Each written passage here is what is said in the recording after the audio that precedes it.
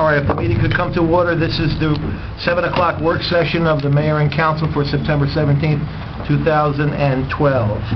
Adequate notice of this meeting has been provided by sending notices on December 23rd, 2011 to the Record and the Ridgewood News by positioning notice on the bulletin board in the lobby of the Borough Hall and filing a notice with the municipal clerk. I'd like to remind the public that we have 3 fire exits in the room. We are going to hold in abeyance the silent prayer and flag salute until our 8 o'clock meeting.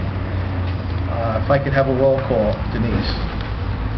Councilwoman Murphy, Councilman Court, Councilman Capola. Here. Councilman Bignon. Here. Councilman Bartoloni. Here. Councilman Papaleo. Here. And Mayor Mascaratola. Here. All right, we have a lot of territory to cover in the work session agenda. We have 5 topics on the Borough Administrator's list. The first being the Elm Avenue stormwater project. We have our Borough Engineer here, Mr. Costa. Mr. Mayor, good evening. Members of the Council, good evening. This will be very brief. On Elm Avenue, we had some complaints that came to the Sewer Subcommittee meeting for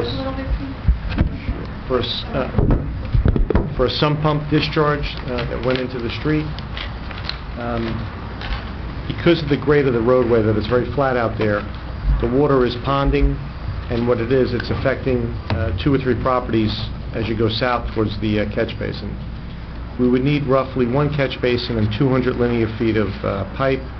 We got estimates ranging from $26,000 to $12,500. Sam, I believe it was asked to see whether or not we could issue a change order and do this under the Elm Avenue repaving project, and I'm not sure what the outcome of that was.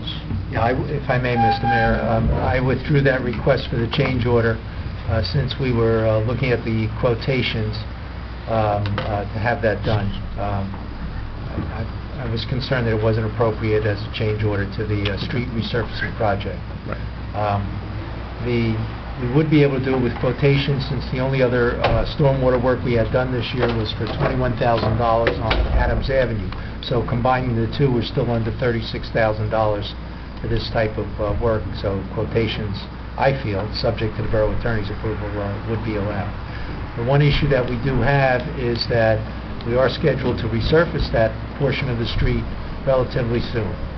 So in order to do this drainage work, we would have to get that done and then accomplish the resurfacing. Correct. The problem that we've run into is funding for this change order. We do not have any funding that exists at the present moment. We do have several ordinances where funds are available if we change the scope of the ordinance, but that would take 2 readings, and we would have to go through a process to change it to make those funds available. So that's the dilemma at this point. In order to do the work, we would have to somehow postpone the resurfacing to perhaps the spring, and get the work done, in the fall or winter of this year for the storm drainage work. Unless you have another suggestion. We'll tell the contractor we don't pay him until the spring. I mean, that's the third choice. I don't know if we'd be willing to do so. Other items for catch basins and pipe under the road project? That's a good point. I mean, in the overall co-op bid, there is. In the Riveridge bid, in the Riveridge items, no. But in the overall bid, there's... So there's a unit price that was already bid upon. The problem is the contractor that won that bid wants $26,000, and then when you shop it around, $12,500 was the lowest price that we got to do the same work. So the thought was, don't issue a change order under the resurfacing and then do it separately. But I didn't realize we couldn't do it with just no funds available. No. But again, this comes down to, does the council want to start getting into this? Because certainly this situation exists throughout the town, where you have some pump discharges going into the street. And our ordinance permits that. Correct. That's a different story. Yes. And I mean, if we started here, does that open up a Pandora's box? But should it? I mean, there's certain areas that really we probably should have pipes, and we should have the sump pumps connected to it, and stop going in the streets, and the streets will last longer. Like the Fram Oil commercial, you can pay me now or pay me later. So you're saying that this problem is solely a product of the sump pumps? What started this, this would have been after the co-op bid. A resident contacted the borough, sent a letter, was put on the sewer subcommittee, saying that this situation existed.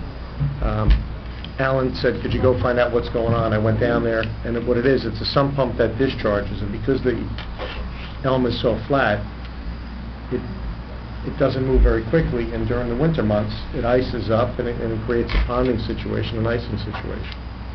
So you'd have to capture the water coming out of the sump pump and get it underground, get it into a pipe and into our system.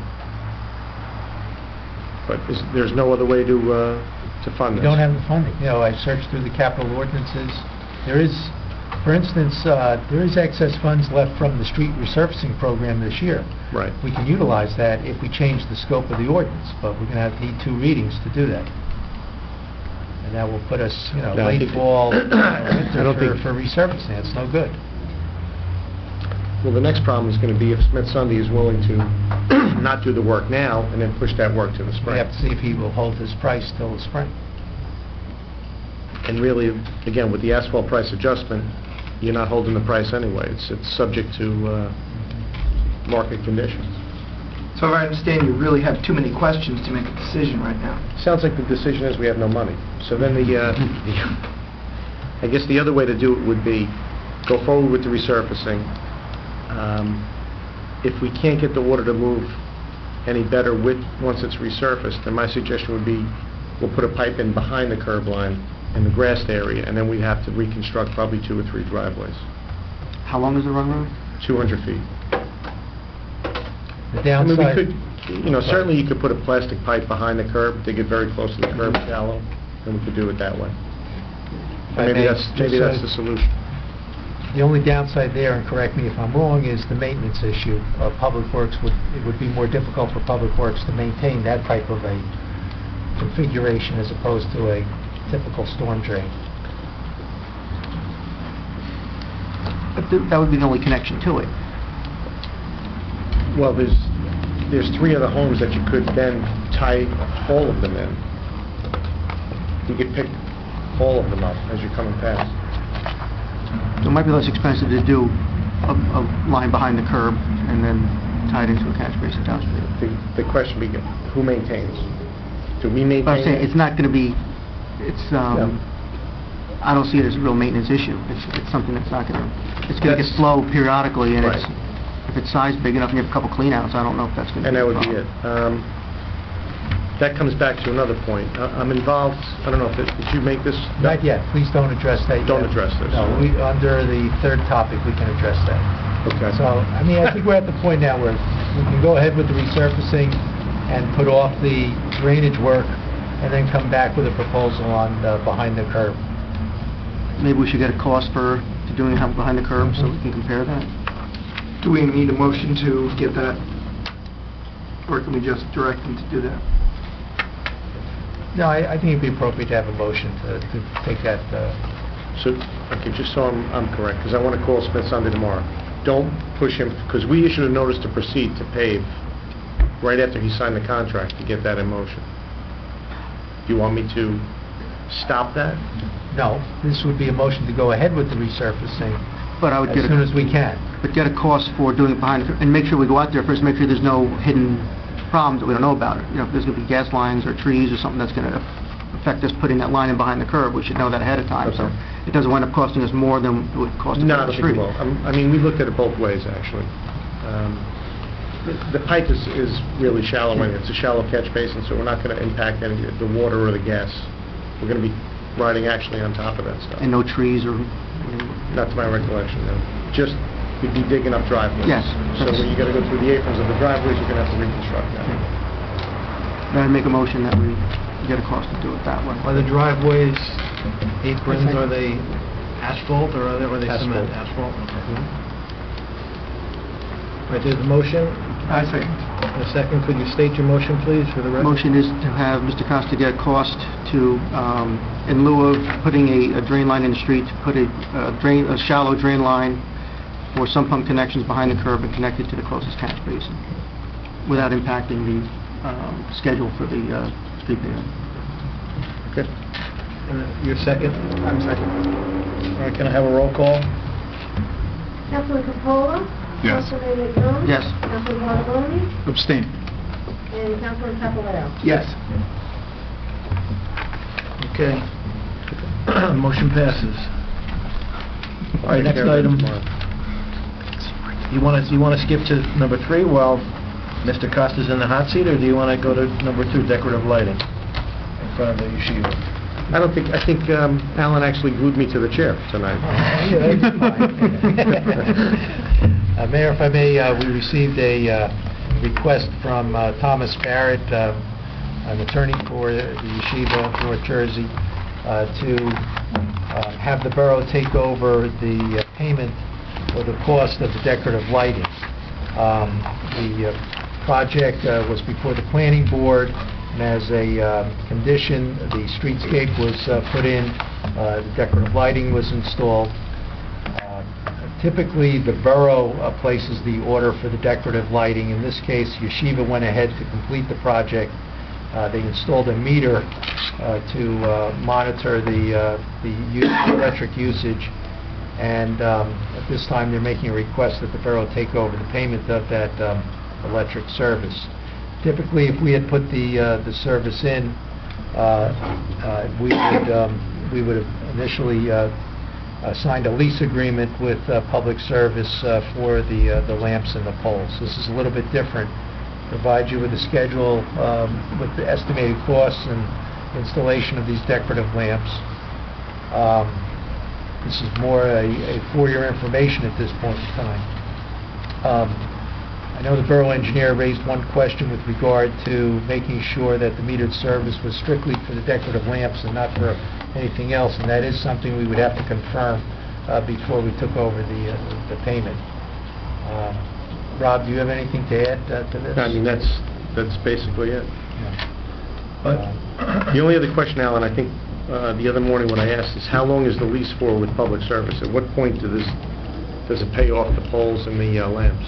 Yeah, you and I had talked about that. I went back and looked up an old terms and condition, and I couldn't find anything that went to the duration of that. But I would be happy to explore that with the borough attorney to see, and a representative of Public Service, see if we can determine that. So perhaps we can find a different way to address the decorative lighting and the cost of it. so the lease right now that the property owner has with PSE&G is for purchase of the poles and the lamps and the electric? No, I haven't seen a lease in this regard. I think No, they wouldn't. if they bought them outright. If you remember, Public Service would not allow the yeshiva to lease the equipment from them. So because it was a requirement under the planning board approval, they went out and purchased the lamps. They did the work themselves, they installed it, and they set up a separate electrical service to light these. Okay. So that's how they did it. But then if you go down by East Coast Storage, we lease it. If you go to the south end of town, anything on Grand, Main, by Total Wine, by all of those shops, we actually put them in with Public Service. So we lease the electric, the pole, and the light. I just don't know the duration of how long, if there's a payoff at some point, when do you pay off those poles and those fixtures? Yeah, but that was a different that was part of a It's part of a county... streetscape project, right? It was actually part of a county road widening project with the intersections. At the north end here, that was T21 money, so that was federal money. So I'm not sure how whether the federal grant covered that or not. I don't remember off the top of my head if it covered any of the construction costs. If it didn't, that's why Public Service, that's why we're paying for it there. Correct me if I'm wrong. Above the decorative lighting, there is regular street lamps that illuminate the roadway. Correct. Correct? Correct. So this decorative lighting was a condition of the planning board approval, right? Correct. And they were silent on as to who was going to pay for it. From my recollection, they were. Most of the developers' agreements, if I may, I think just contain language that make them responsible for the installation of the utilities. Yes, and typically aren't our streetlights unmetered and we pay a fixed monthly rate? On street lighting, yes, on the Cobra heads, correct. Okay. Yeah, we So, do. yeah. But those lights, you're actually paying for the lamp and the pole. Say the cost is $3,000 for the lamp and the pole, but you're leasing it for $45 a month or $35 a month, which pays for the lamp, the pole, the maintenance on them, and for the electric to operate them. That's why I think public service goes around and unscrews the light bulbs every once in a while. Do they really do that? No. No, they just don't work. But now, with these particular posts, who's responsible for the maintenance? What happens if they're damaged? Who replaces the bulbs? That's going to be that's the next problem. I think that has to be resolved before we do anything. That's part of the maintenance agreement. That is? And then every place I go. Yeah, just out of turn.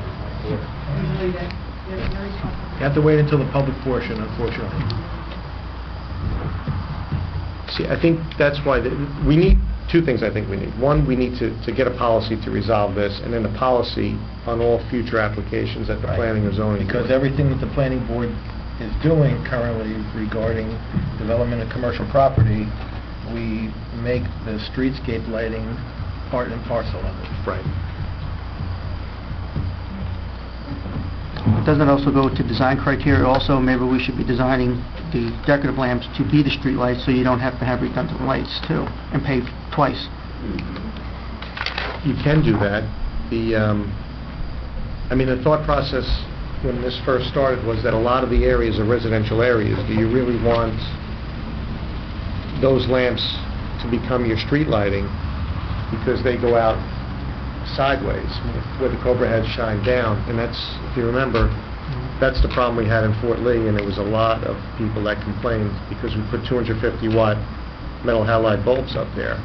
And on some corners, we had 4 lights on a corner where you could read a novel at 3 a.m. in the morning. So that was the thought, to go back and just make this a decorative look, softer lights. I think these are 50-watt lights from my recollection.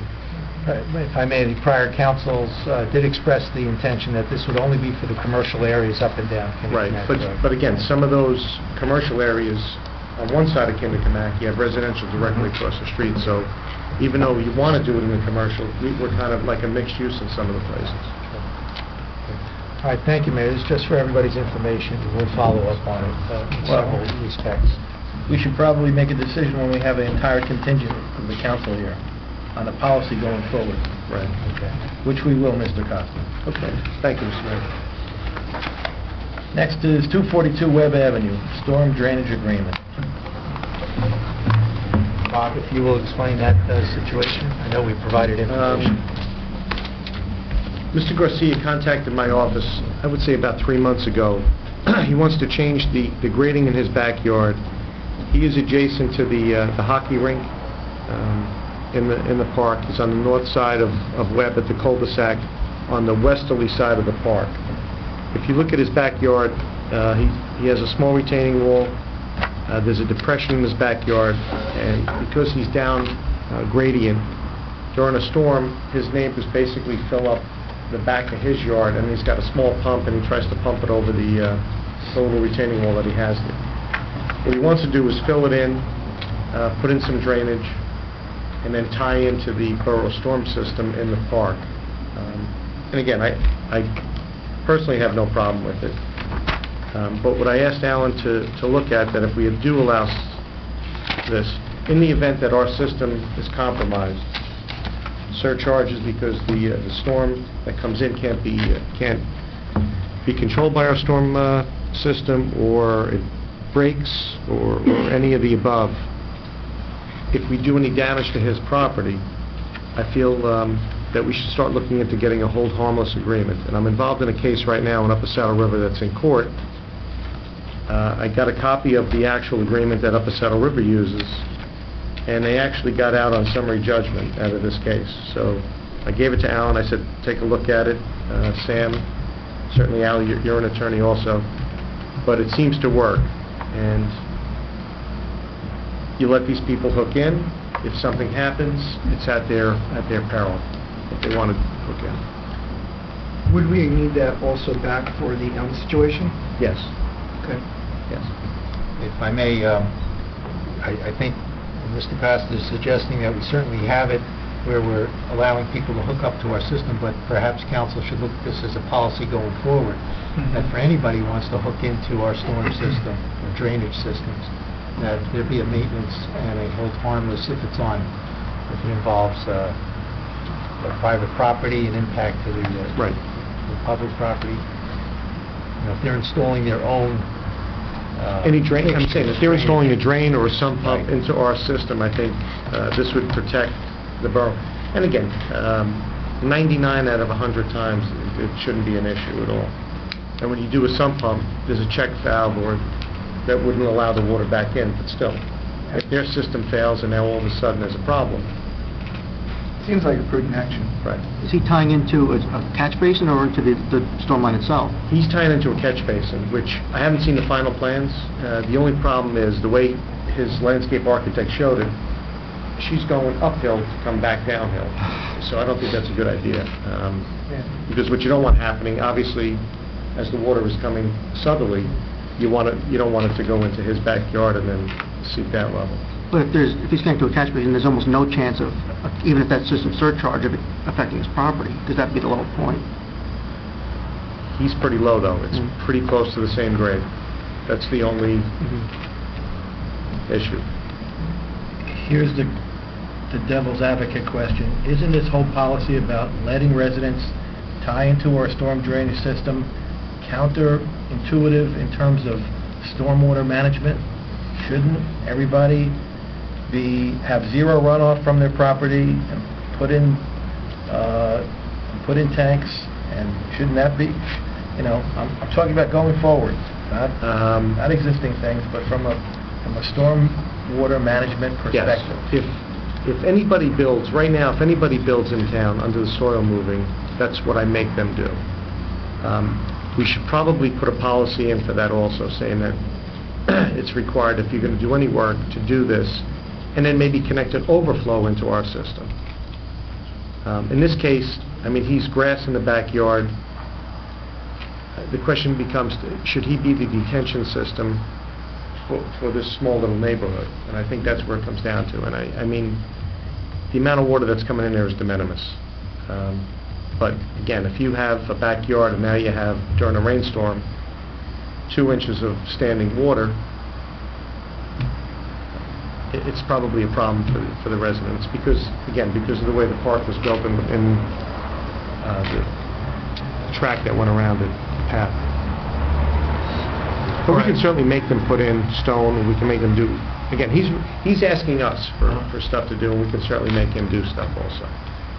All right, so is there a motion to require hold harmless agreements when a resident wants to tie in or utilize the borough stormwater system? So moved. Any further discussion? Is there a second? Well, right now, we're just voting on if they tie in the home harmless. That was the only Just to aspect of the motion. Just to hold harmless. Okay. I'll second that. Can I have clarification? I thought the proposal was for maintenance and hold harmless. I'm sorry, yeah. I would amend Yes. for a maintenance agreement and hold harmless. I would agree. Okay, we have a motion and a second on an amended. We're talking about maintenance, though, on the private property portion, not on the public portion. Yes, I would Yes. assume. Yeah. That's my understanding. I think Bob Regan actually wrote this. He was the attorney down in Leonia for many years when I represent the board down there. Alan? Talking about the private line that is coming into the public facility. So if they're going to extend, the homeowner's going to extend a private line into the public facility, Correct. they maintain that They have to private maintain their lines. May not reside on all private property, may Right. reside on public property also. This form actually goes And again, it goes a step further. It actually says that if you do this, it needs to be filed at the county. So it would run with the land. It also says that it runs with any future owners. But if we're going to allow someone to put a private line on public property, do we need to give them an easement as well?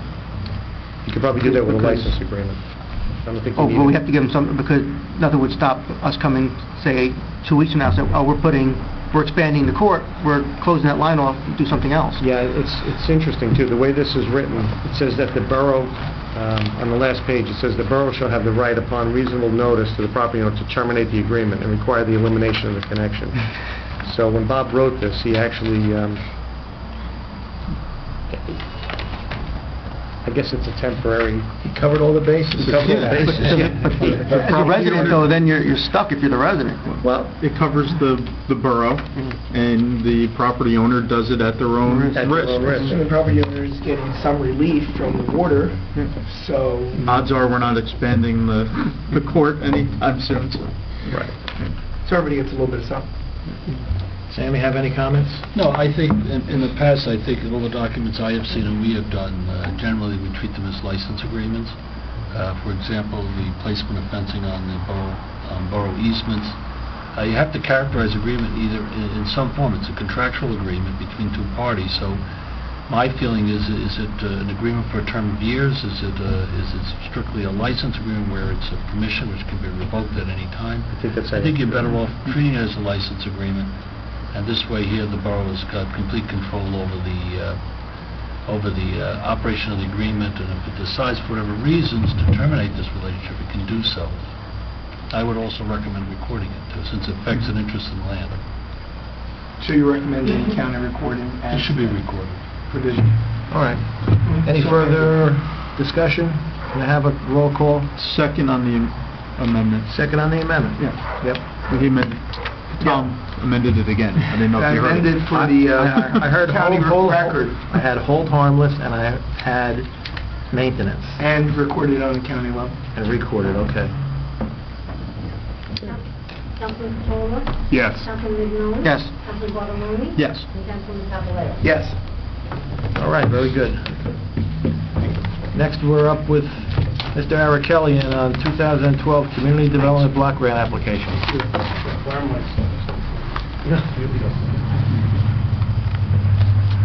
Good evening, everybody. Good evening.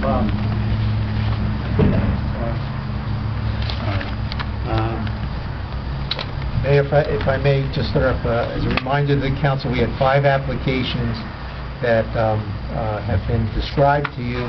We have draft resolutions on those 5, so it's my understanding that only 3 applications can be made, so 2 would have to be tabled tonight after the work session. We have until October 5th to complete the process. The applications have to do with senior bus driver salaries, the senior bus dispatcher salaries, a purchase of a second senior bus, senior citizen activities, and curb and sidewalk repair work on Oxford and Rutgers. All right, for the record, the resolutions that Alan described are numbered 12-336, 337, 338, 339, and 340 on the agenda of the 8 o'clock meeting. Just a reminder, last year we were cut 20%. They brought us down to a total of about $1.2 million. About an eighth of that goes into public service money, which is your money for your bus driver, your wages, and so forth. So that's a very small pie, that piece of the pie that we go for with service money. The brick and mortar money, is the remaining. You probably around $850,000 to $900,000 last year on brick and mortar money. The brick and mortar would be the bus, would be the curbs, and so forth. And then I understand, Alan, that the school sent you an application today? Yes, we have an endorsing resolution on for the school as well. That's 332.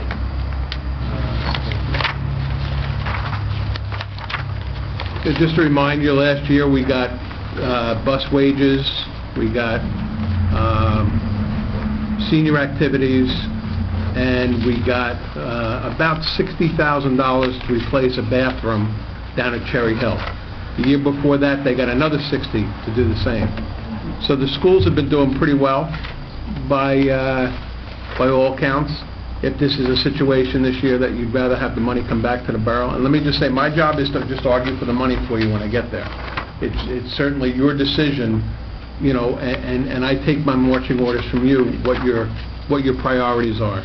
My job is simply to go back to this committee of 10 different towns and argue for River Edge's money, whatever I can get you. Last year, I think it was about 80,000, 75 to 80,000. All right. Resolution 332 for the school system, which we are being asked to endorse, is in the amount of is a grant application in the amount of $180,000. And I'm sorry, but just let me remind you also, you can't bank money. You can match, you can put in whatever you don't get, but you have to use the money 1 year from the funding date, otherwise they take it back. Well, Mr. Arakelli and I met to discuss the 5 proposed options for going to a community development block grant application this year. And Jim, correct me if I'm wrong, but we have a recommendation to table the Oxford Terrace proposal for pedestrian improvements. Is that correct? That's what we talked about, yeah. But again, that's certainly up to whatever you guys decide you want to do. I'm very concerned about how much money that's going to be there this year. If there even is going to be money this year. I know that there's been a move in the House of Representatives to eliminate this program completely. It did not go through last year, but the give and take was a 20% cut. So, and there are some very needy towns and very needy programs that are attached to this program. One of the reasons we get as much money as we do is because we're attached to low-income towns such as Hackensack. I believe it's Hackensack, Elmwood Park, and I'm going to say Garfield. Those are the 3 low-income towns that are attached to this, and that's why we have so much money. A lot of the upper north and Bergen County municipalities that are within their group only get a fraction of what we get. And those towns know that they get that the reason that there's so much money left for us is because of those towns. So when they come in, they do look for the lion's share. You have the Boys and Girls Club, you have Bergen Cap comes in, you have the Martin Luther King, and you know, when you're talking about arguing for money, you're going up against kids not getting fed twice a day and only getting a lunch at Bergen Cap. So it's heart-wrenching to be up there, I have to tell you. To hear these committees come before you, you walk out, you want to take money out of your own pocket and give it to them. Some of the stories and some of the arguments that are made for money is heart-wrenching. And as it's tightened up, it's gotten a lot worse. Jim, is it correct that we can only have 3 applications in? I don't know where that came from. I remember more applications. Even last year, I believe there were 4. I think it was bus wages, senior activities, dispatcher from the public. But if you can add on the non-public or the school, so that's why we ended up with more than 3. But from the municipality, only 3. Okay, so then that. So if we eliminate Oxford Terrace, we have 4. We have the dispatcher, which is a request for what is it, $3,000 and change? Yes. We have score activity, which is $2,000, that I believe Al wanted to increase the activity request. If we could, yeah. I mean, one of the goals would be, and I think that 2,000 really goes towards the food that is provided. It's about the same amount, though. Alan For- said that we have a separate line item for Line the item? food. Okay. This 2,000 is for like trips and things like Things like that. that. Okay. But if you want to increase it, I have no problem in requesting, more activities for them, and some of it could go to... You could actually merge food, but one of it those just can't into be the other groceries. and just up the number so you only have the 3 Publix. But it could be for the food that they get there, it's not, groceries per se, but the meal, because that could use some improvement. My guess is you're probably looking between $10,000 and $12,000 on the service part of that money. So if you were to merge those into 2, maybe senior activities and senior bus wages, I think that would probably fly down there pretty easily. All right, that's a great suggestion. And then that gives you your bus as your third. And then the bus is the third. Could you review that again, Mayor, please? The recommendation was to merge the bus driver wages with senior activity as one application, and then the dispatcher for a second application, and for the new bus, the replacement bus, as our third application. Mayor, with all due respect, would it make more sense to combine the dispatcher and bus driver salary and wages and let the senior citizen activity stand alone and have the bus? That's fine? Yeah, it worked. Yeah, that works. Mayor, if my only concern with submitting a third for the bus, we got the numbers of the amount of people who used the bus in any given week, and it looked like it was only 42 people who actually used our bus. My other concern would be in applying for the bus, that would take away from, possibly detract from the money for the school, which they're looking to redo the boys' bathroom, I think, over in Roosevelt. So I wouldn't want to take away from that program those, repairs to that facility when, in all honesty, I think the one bus we have might be sufficient at this point in time. Mr. Arakelian mentioned if we receive the bus, we may be able to retrofit it for supplemental use For emergencies. with OEM. It was something that Dick and I had kicked Yeah. around with the last bus that was purchased. And let me just go one step further. My recommendation is that you should go with all the go with the 2 applications that we merged, bring in the bus as a third, and let the school come in on their own. And then when I get there in February and we see where the money is, I can always come back to you and say, okay, what do you want to do now? If somebody waves a magic wand and increases the number this year, there might be money for everything, or a little bit of money for everything.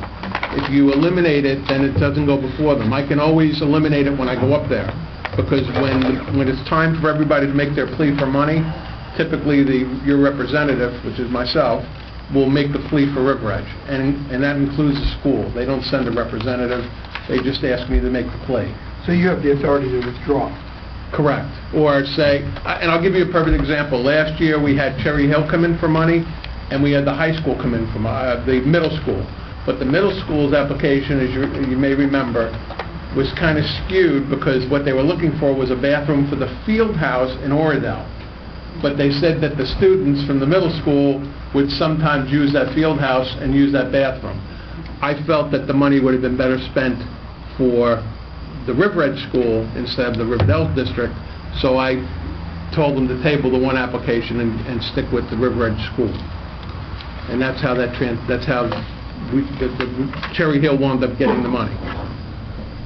So you're suggesting that we put all the applications in, the merged Yeah, ones and all then the let's see others? what kind of money there is, let's see what the other requests look like, and then I can always come back to you and say, before the meeting and say, this is how much money we have, this is how much money is being requested. Typically, if there's $1.2 million available, typically there's $5 million in applications, but you never know. It could be an off year. Let's see where the chips fall at that point, and then I can come back to you, and then you can maybe say, Jim, this is what we really want. We want the bathroom for the school, and we want the senior wages. We can do without the bus this year. Let me ask it this way. between the two projects, for the school and for the bus, it's $250,000. You'd never get, well... That's what I'm... Right, Let me finish. but what That's happens... $250,000. Even in the best-case scenario, how much of that $250,000 do you think we would get? Well, here's what happened. The school last year put in for $120 for 2 bathrooms. We cut it to 1 bathroom, and we gave them $60. And that's the way it worked. Because either way, someone's going to wind up subsidizing one of these projects. Right. So it doesn't make sense to get $20,000 on a bus and $90,000 on... Well, that would be, I guess that would be the question. If you got $20,000 for the bus, would that motivate the borough to buy the bus? And use the rest of their If money? that was the case, we'd have to come up with $50,000. Well, that's what I mean. We have to bond for buying a bus. Jim, here's the question. What happens if I don't vote, but what happens if this council votes not to endorse the resolution for the school application? Then it doesn't go forward, because it's required to have a resolution by the council. Am I correct, Alan? It's part of the application Yeah. process, so yes. So if you don't set up a resolution, the school is not in the mix. Again, as your representative, you could trust me to do what's in the best interest of the borough and barter as best I can when I'm up there to try to get whatever I can. Or you could say, you know what, let's just go for the bus this year. Chances are with 40 grand, you'd probably get a good chunk of it, the majority of it. All right. Any other recommendations? It's a tough situation. Yeah. You might want to pass a resolution and send it off to Congress and say, please keep this. I mentioned that last year. Please keep this program in place. It's valuable money. Mayor, on the bus, we wouldn't be in this situation if the other bus hadn't deteriorated to the point that it did also. So I think we also need to investigate why the old bus got to a point where it got scrapped under such a short number of years, and how we're going to prevent something like that from happening again. I just don't know whether at this point we should be... If the borough does buy a new bus, I would strongly recommend getting Smith in here and asking him what he would need to make that into an emergency use if possible, so we had a portable command center. He has access to a bus from Bergen County, he has access to a bus from Paramus, but if it's a county-wide issue or multiple issues with a horrible storm and they're tied up, the borough's basically on its own, and it wouldn't be a bad idea to have a dual use there on that bus. Okay. So I would imagine I'll probably come up in February and brief you once I find out how much money we have. Yep. All right? All right. Thanks. Thanks, everybody. Good seeing you. Good seeing you. Alan? Would you like me to review the resolutions with the council, so then we'll get to that part of the meeting? We're prepared to go forward? Right now? No, because we're still in the work session, and I would like to move forward with we have the architect here, Mr. Peter Pullis, who has to give his presentation. Polici.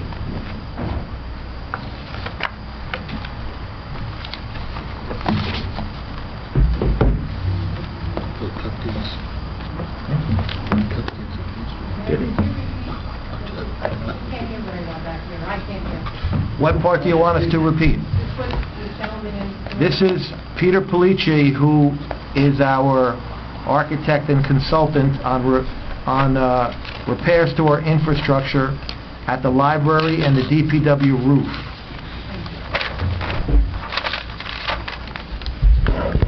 Good evening, Mayor and Council. Good evening. I have 2 items for discussion this evening. One is a roof survey and assessment for the River Edge Municipal Library. I have generated a report and a budget estimate and a summary of my findings with that structure.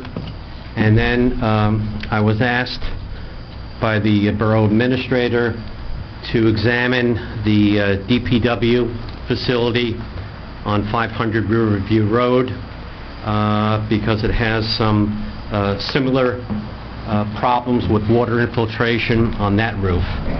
And I prepared a report and survey assessment that I'd like to hand out so you could follow it with me.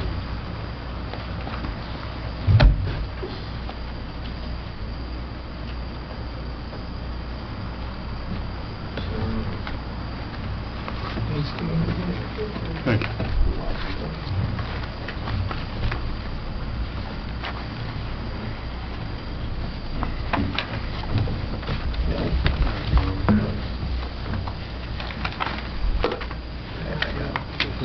If you would be kind enough, Roof survey. This is the library. What is that, the DPW? This is the, you only have one. I just handed out the library first. library still on the side. Those are extras. Extras. If you'd be kind enough to go to the last page, I can give you a little bit of history on this building, because it is been expanded about 4 times. The original building is about 5,000 feet, and that's number 1 on that sketch, on that roof plan. And then there was a second expansion in 1974. That's denoted as number 2. It was an expansion about 24 feet by 90 feet. And then there was a third expansion of 30 by 90, and then the fourth expansion was to the left-hand side of the building, which was about 5,000 feet. So this whole project, this whole roof, is approximately 15,000 square feet in size. As you note on the drawing, there's a high roof area, and if you look at the first page, you'll see that upper photo to the upper right-hand corner. You'll see that clear story, which is a element to let in natural light to the interior, and that has been roofed with conventional shingles. The rest of the roof has been re-roofed probably 30 years ago with EPDM, which is a rubber membrane. Currently, that EPDM membrane is failing, and I have photographs to show you some of these conditions that are present. The seams, EPDM is a roll roofing. It's a rubber membrane. It's like a pool liner. And what happens to EPDM in time, the joints start to separate and fail. Also, there is quite a bit of ponding on this roof, and that's water that's sitting on the roof because of inadequate pitch or slope. There are also some conditions with some flashing, which is a detail to shed water off of intersections of the building. These flashings and these intersections are also failing, and the library is experiencing some water infiltration coming into the building.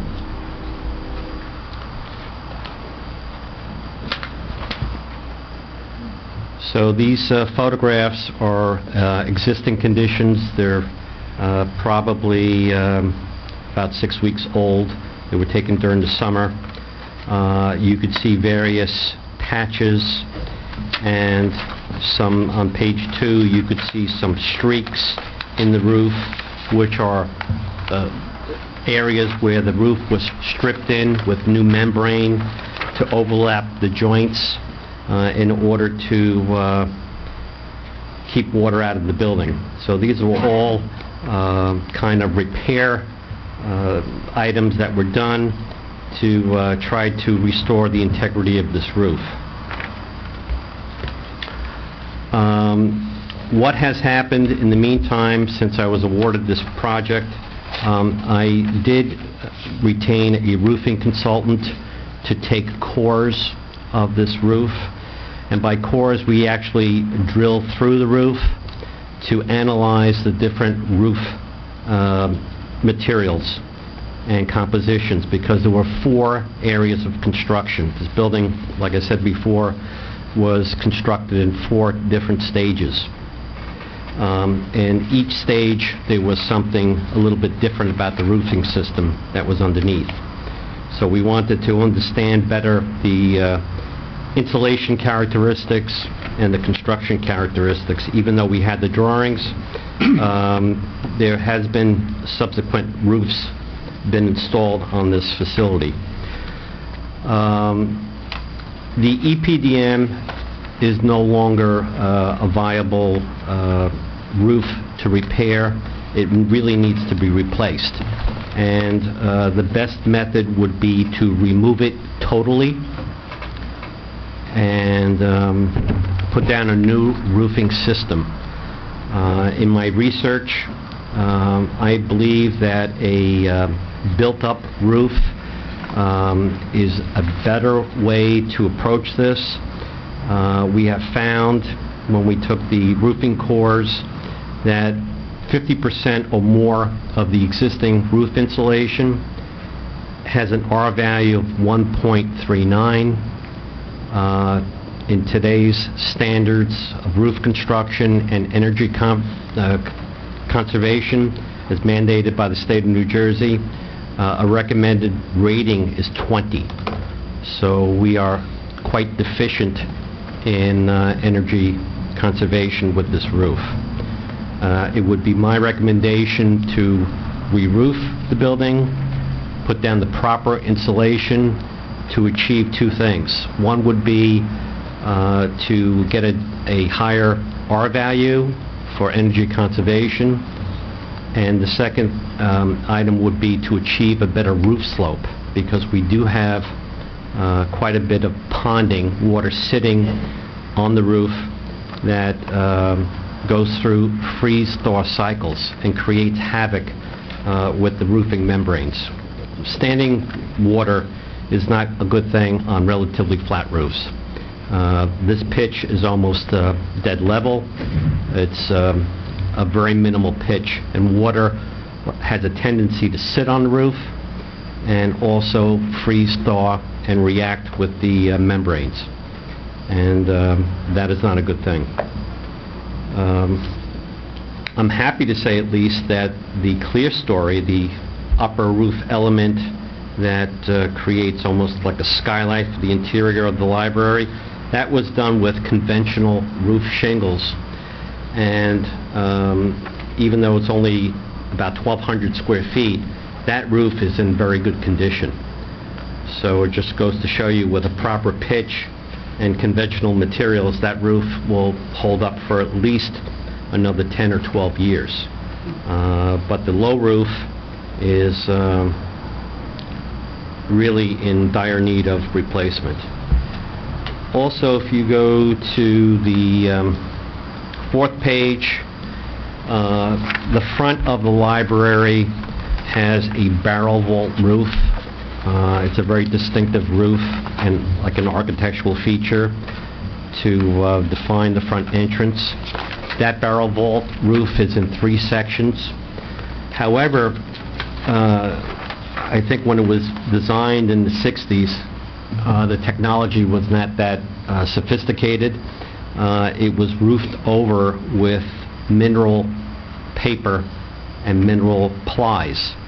So it has a very heavy look to it, and over the years, tar and additional membranes and roofing plies were added. So it has this very bulky and unappealing barrel vault to it.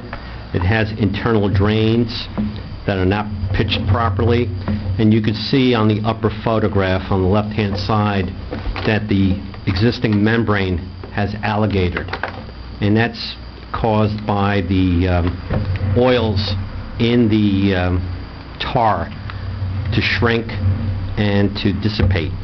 So you get this condition called alligatoring, which allows water to seep into the roofing system.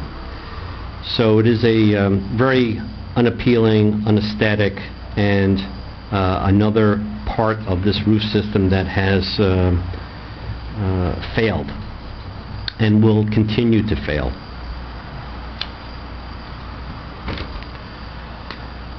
Also, up on the roof, adjacent to this clear story, and there's an existing chimney, there is some ductwork that has been exposed up on the roof. And I believe that probably the amount of light coming in was heating up the library prematurely. And I think to satisfy the additional heat load, a new air conditioning unit was used or placed on the roof with ductwork on the surface of the roof to satisfy the cooling load. So this is a very problematic type of thing, that we really don't want ductwork above a roof because it heats up, causes condensation, and creates other problems. But I guess it was an attempt to satisfy the interior temperature rather than paying attention to the roof and problems later on down the road. So I'm making a recommendation to possibly relocate that ductwork inside, if at all possible. Peter, does this roof, this configuration, have any functional purpose to it? Excuse me? The roof, this barrel-type roof, does it have any functional purpose? It's Or is it just a detail? it's really for aesthetics. It was really to define the entrance of the library. It's a very distinctive roof. Barrel vaults are architectural element because the building is square. And if you look at it head-on, the barrel vaults complement the clear story up above. So it was an architectural composition. I believe the architect back in the 60s did a pretty good job. And you know, usually municipal buildings are distinct. You know, it used to be back in the 50s and 60s, they were civic buildings that required a higher degree of architecture, and a lot of good architects were retained because each municipality wanted to possess buildings of this distinction and architectural character for their longevity and just civic pride. So I believe that this building took that into consideration, and it was a design element. However, over the years, like anything else, things get you know, mishandled, or maintenance is not a high factor, priorities are really not given to certain things, and I think it was a series of just repair work instead of really attacking the problem. What I'm proposing now is to redo these barrel vaults in a metal finish. The technology is much better now that we can get barrel vaults out of aluminum, or copper's very expensive, but I would say an aluminum would work pretty nicely to take that shape because it's conducive to the bending. And it would take the expansion, and it probably would be a 35 to 40 year return on your investment. So, but it is a substantial item that has to be addressed.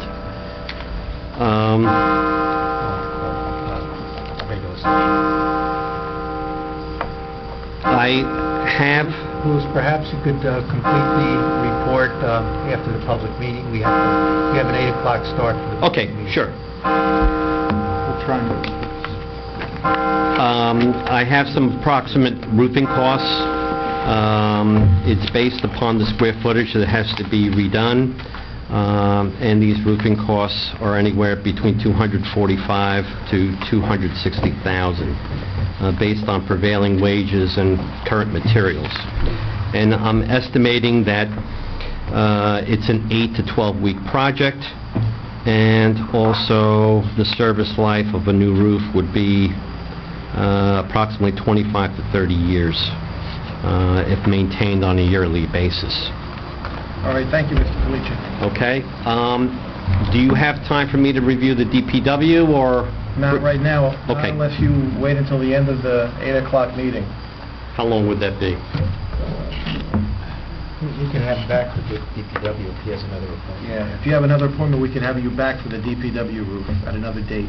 Another date? Okay, so I'll hold off on that? Yep. Okay, thank you very much. Thank you. Thank you.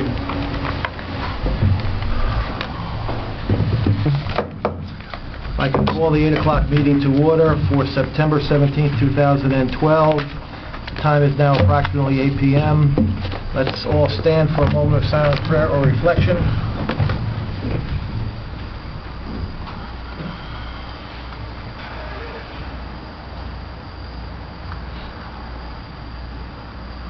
If Councilman Mignon could lead us in a salute to the flag.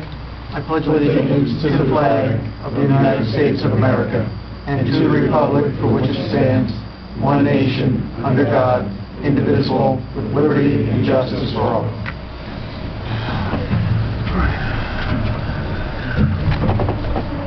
All right.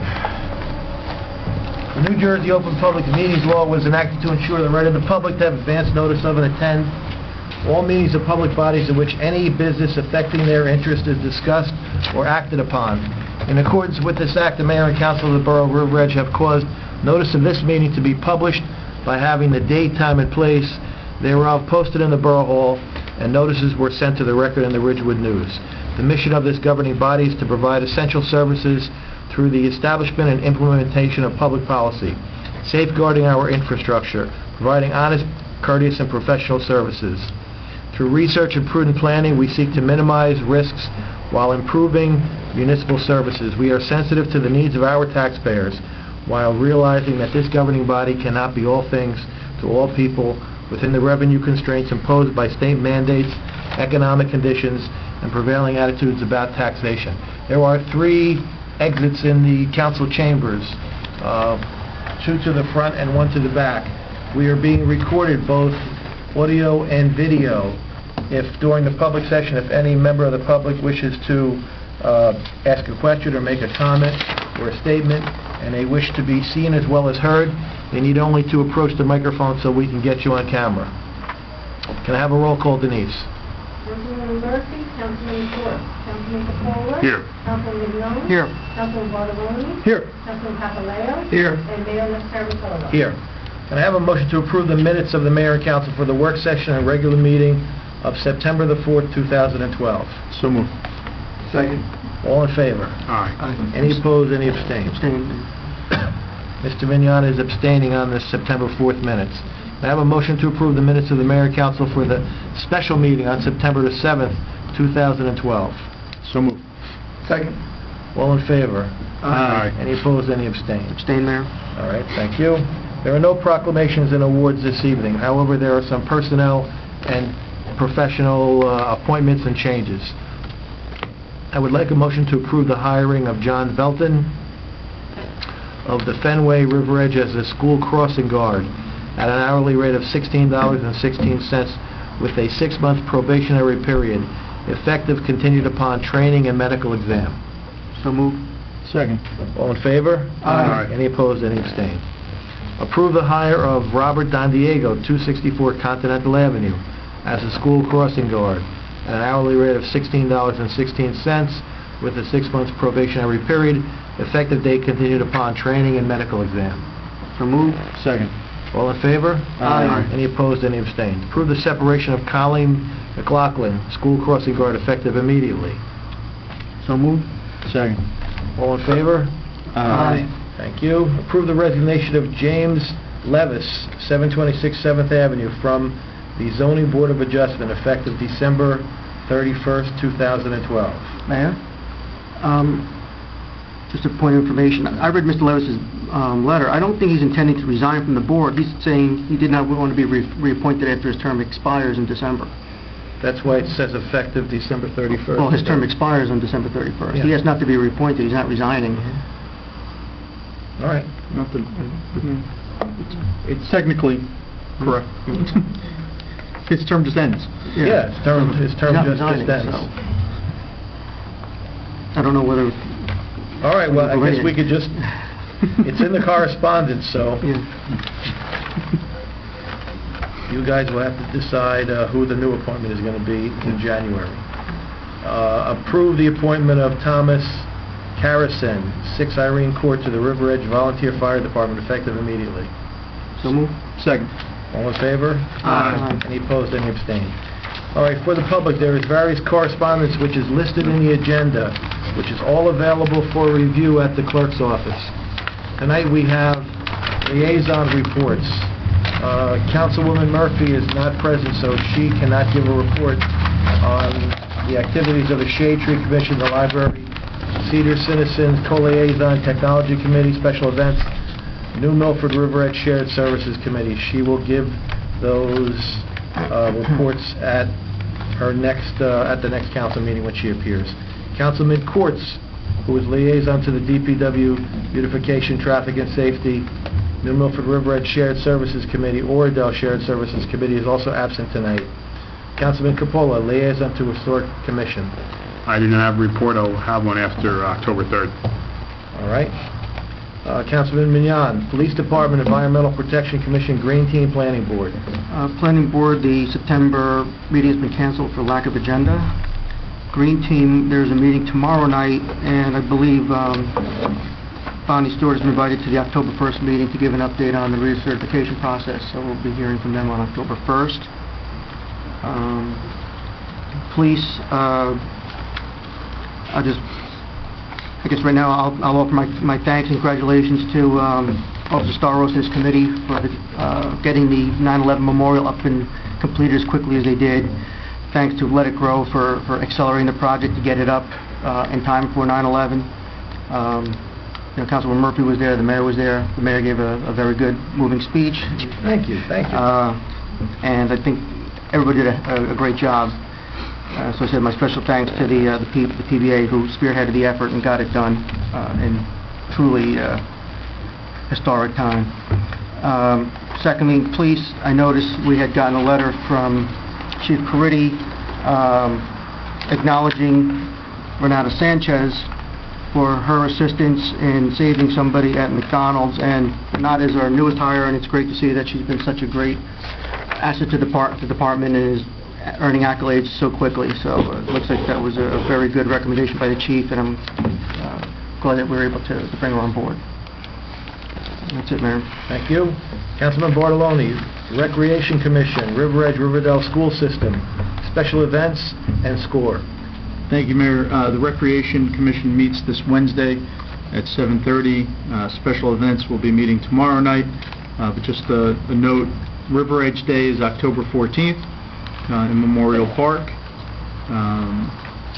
And one of the, I guess, some of the issues that we'll be dealing with, or the Recreation Commission will be dealing with in their next meeting, is some damage to the tennis courts, which are being caused by the pine trees that abut the tennis court. It's dropping sap, and it's becoming an issue there. And also, just if anyone's interested, our Recreation Commission works with U.S. Sports Institute, and there's programs for children 3 to 5, boys and girls. If anyone's interested, they start this Thursday, and then again next Wednesday, the 26th. So if anybody's interested, you can go on the Rec Commission website for that. And that's it, Mayor. Thank you. Councilman Papaleo, Fire and Fire Prevention, Construction Code, Property Maintenance, the River Edge Alliance Against Alcohol and Drugs. Yes, Mayor. Fire prevention, Alan Silverman has reported to me that all inspections are up to date. There have been no fires since the last report. Fire department reports that there were 16 fire calls.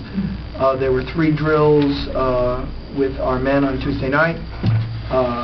There were Sunday vehicle and equipment cleaning, change, maintenance. There was also a fire prevention class of 30 students at Grace Lutheran.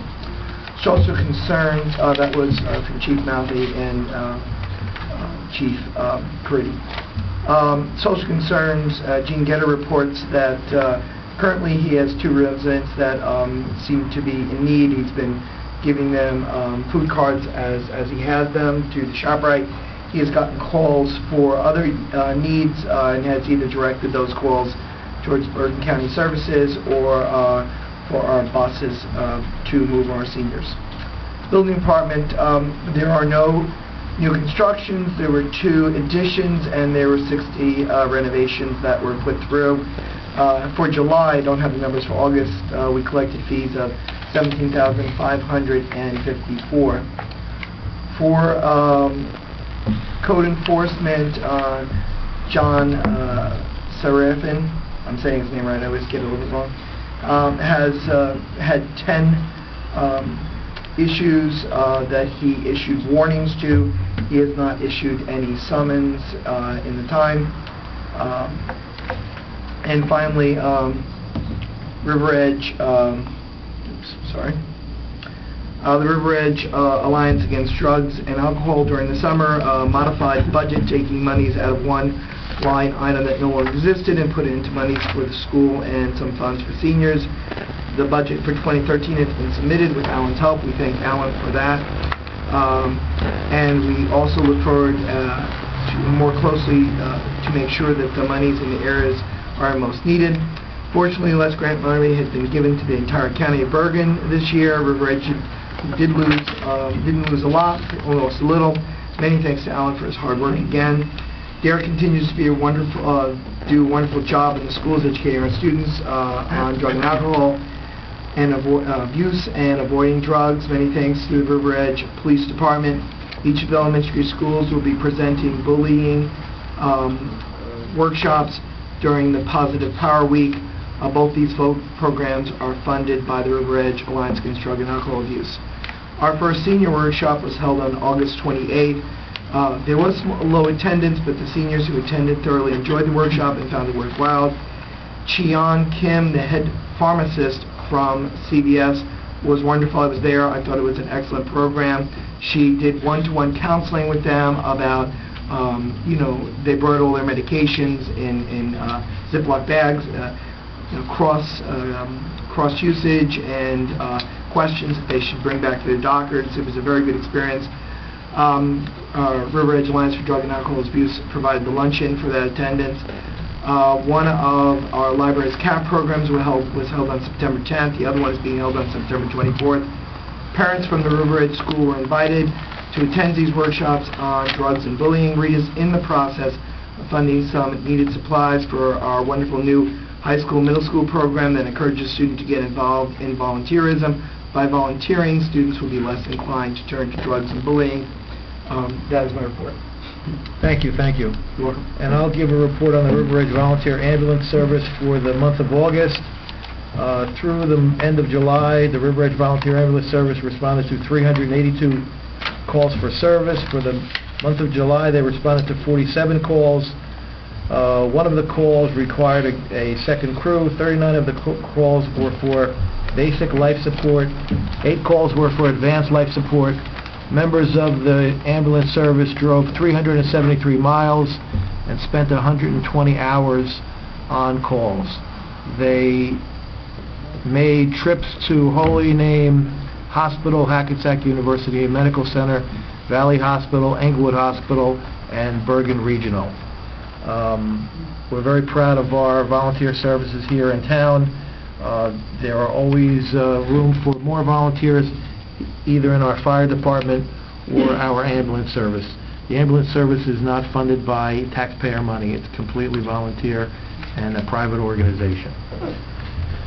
I would also like to thank Let It Grow and Officer Staros and Wilhelm and the DPW and Liz Stewart from Shade Tree, all of the members of council, Michelle Caridi from the Beautification Committee, from all working together to get the 9/11 first responder memorial up and looking so beautiful in front of our town hall. And finally, on my report involving the American Legion. The American Legion is available to the public if any member of the public wishes to personally inspect the building. They have to be escorted through the building because of its condition. Those are my reports. In addition to these reports, there are monthly reports on file with the building department, the tax collector, the zoning board of adjustment, and the police department that are available for the month of August in Denise's office. We have no ordinances on today for first reading. We have one ordinance on for a second reading, which is ordinance number 1770, an ordinance amending Chapter 382, towing and storage fees of the general revised ordinances for the Borough of River Edge. Can I have a motion to open the hearing to the public on ordinance number 1770 and 1770 only? So moved. Second. All in favor? Aye. All right. This ordinance is an ordinance regarding updating our storage and towing fee ordinance. It was outdated. It is amended so that the charges that the towers charge are reasonable, and it has procedures to be followed for towing cars off of public property and private property. A copy of the ordinance is attached to the agenda. Would any member of the public wish to make a comment or have a question regarding ordinance number 1770? Yes. Come on up.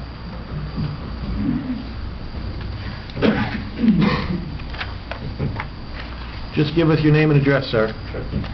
Good evening, everyone. Tom Cicero, 30 Alden Road, Paramus, New Jersey.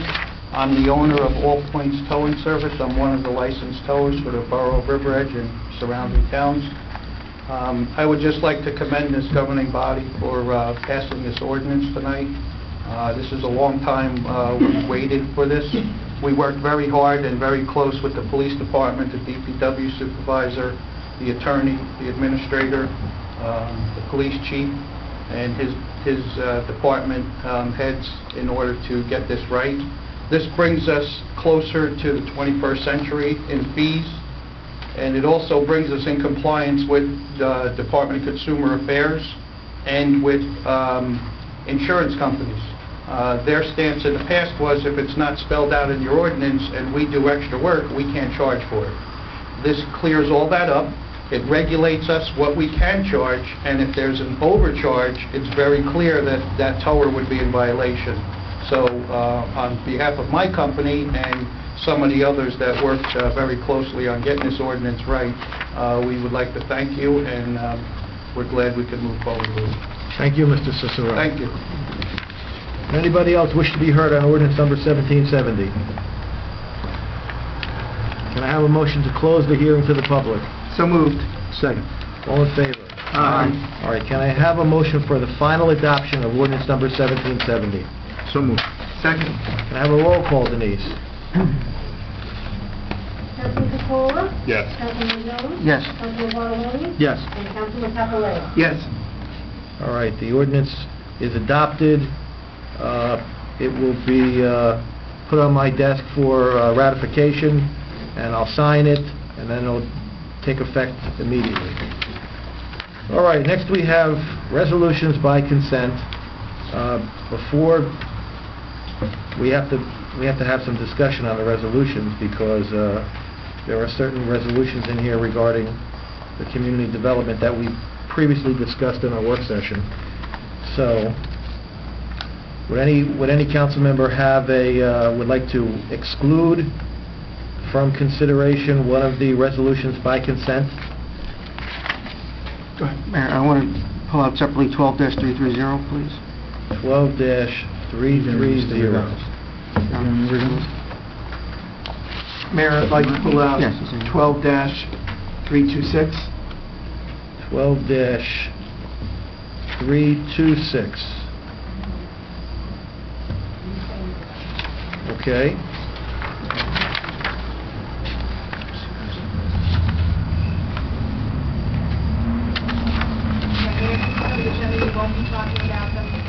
No, we'll be talking about them separately. No, this evening we will be. The ones that we're going to agree to, we're going to take one vote, and the ones that are getting pulled out, we're going to have a separate discussion on in public. Mayor, do we need to, are you asking us to pull out 12336 through 12340? Well, there are 5 of them on, and we spoke about combining 2 of them So then- into one. and I'd say let's pull them out. That's fine. So you want to pull out all of them? Yeah.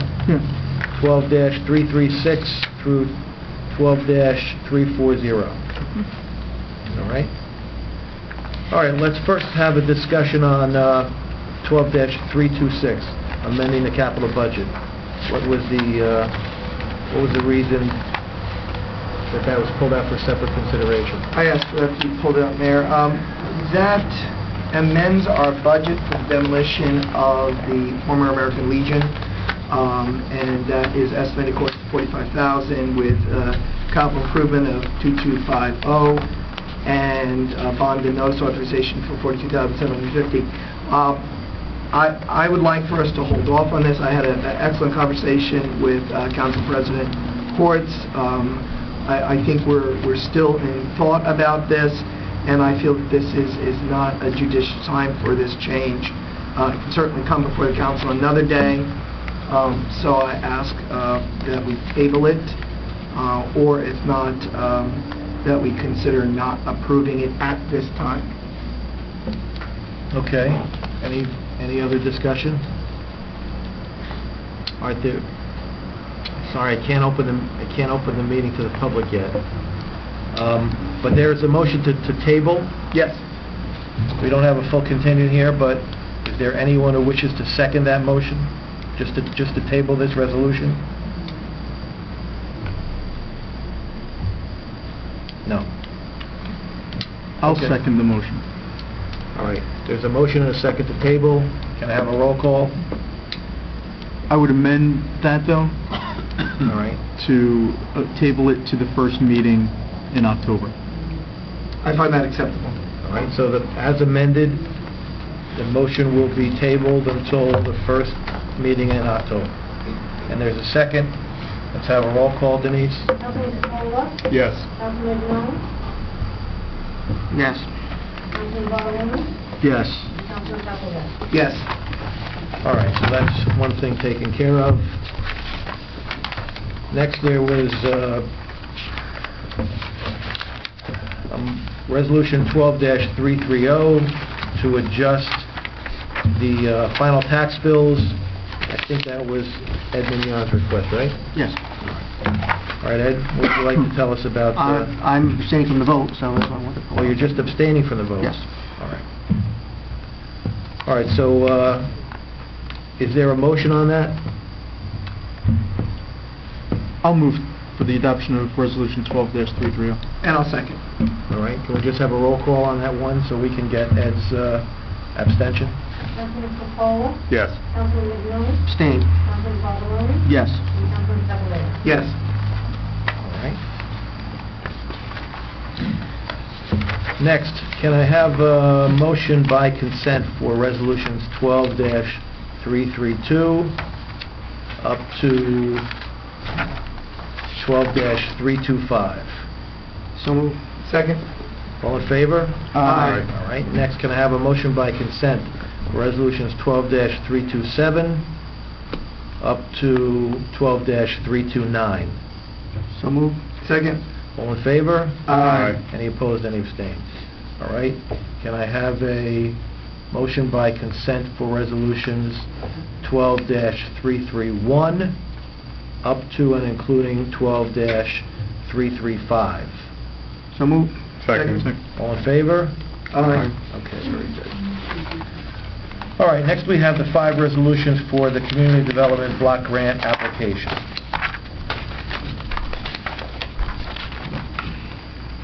What is our pleasure?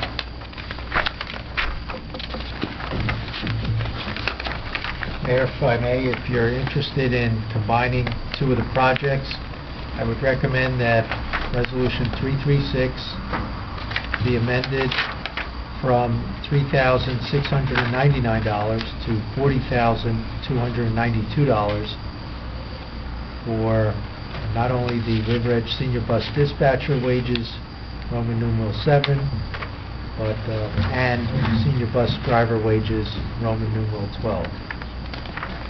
So those two changes would be in the first paragraph, and that would take care of one application for both bus driver wages and... So that's 12-336 amended to $40,292. Correct, and just adding in the first paragraph the senior bus driver wages as well. Right. And that would eliminate 12-337? I would eliminate 339. 339. And is there a motion to...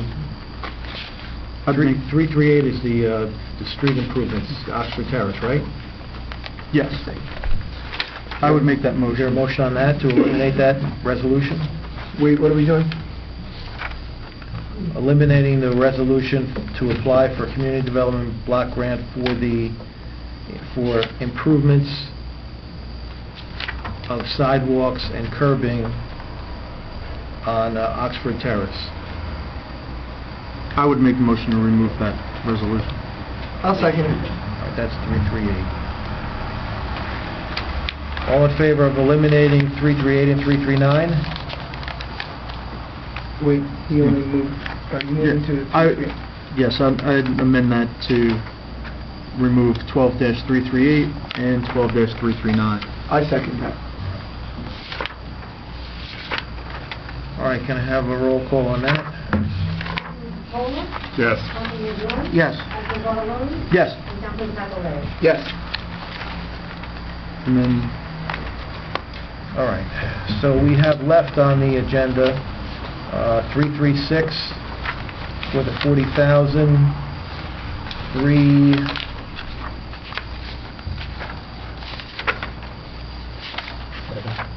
337 for the senior citizen activity, and 340 for the school bus, for the senior bus, I mean. All right, can I have a motion by consent on those three resolutions? 336, Have we modified 337, and 340. we never had a formal vote on modifying 336. All right. Can I have a motion to amend 336 to $40,292? So moved. Second. All in favor? Aye. All right. As amended, can I have a motion by consent to adopt resolutions 12-336, 12-337, and 12-340?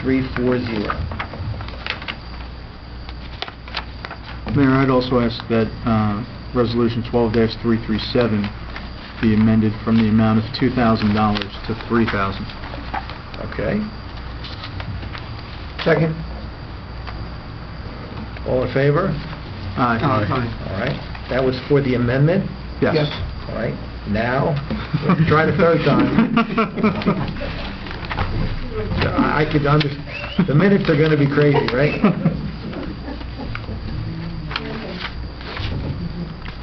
All right. Can I have a motion to adopt 12-336 as amended, 12-337 as amended, and 12-340? So moved. Is there a second? Second. All in favor? Aye. Aye. All right. Next, can the chairman of our finance committee move the payment of the bills, 12-341? Would you like me to read it, Mayor, or just... Yes, you can read it. Whereas vouchers for the payments of goods and services rendered to the Borough of River Edge have been received, and whereas each bill has been checked by the receiving department, approved by the Chief Financial Officer and Borough Clerk, and reviewed by the 3 members of the Finance Committee. Now therefore be it resolved that bills as listed now be confirmed for payment from the appropriate funds as follows. Current account, $468,622.83. Recreation account, $4,837.71. Animal welfare account, $56.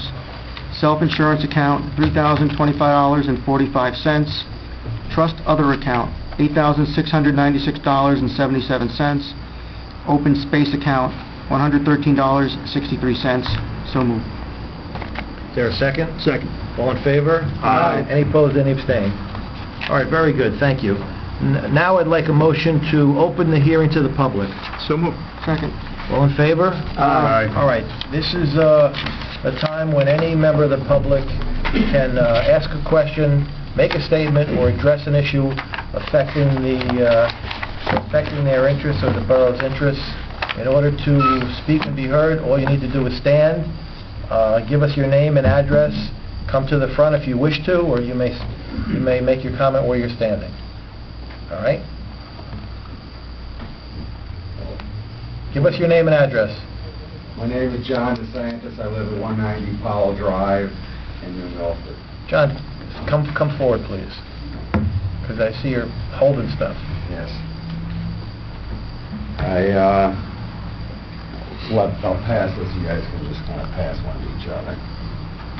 I represent a group called SOD from New Milford, and we're trying to stop a development on the United Water property that's adjacent to our high school.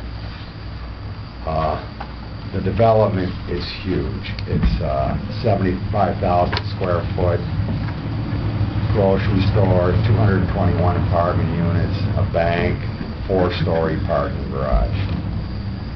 The effects of that will affect River Edge, definitely the traffic on Kinderkamack Road, the only north and south access to this place. It's going to be a river road through New Milford. So the only north and south access to this development would be Kinderkamack Road in River Edge in Oradell and River Road in New Milford.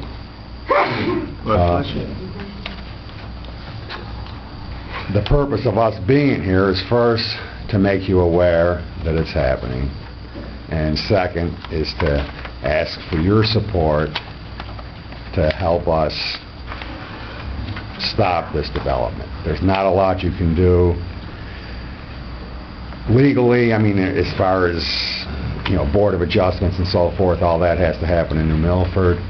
But you could express your opinion to our mayor and council. One thing this paper doesn't address is COA. And Sandy, you know what an advocate I am for affordable housing for people who are stressed financially, especially seniors.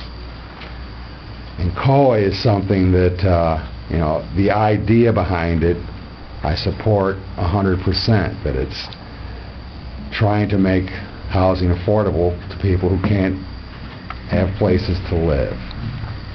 But what's happening in New Milford, and it's happened in Cedar Grove, in several towns, Cranford, is that builders are proposing a development described there. They will throw in 40 units of affordable housing, and then if the town turns down their proposal, they'll sue them on a builder's remedy lawsuit.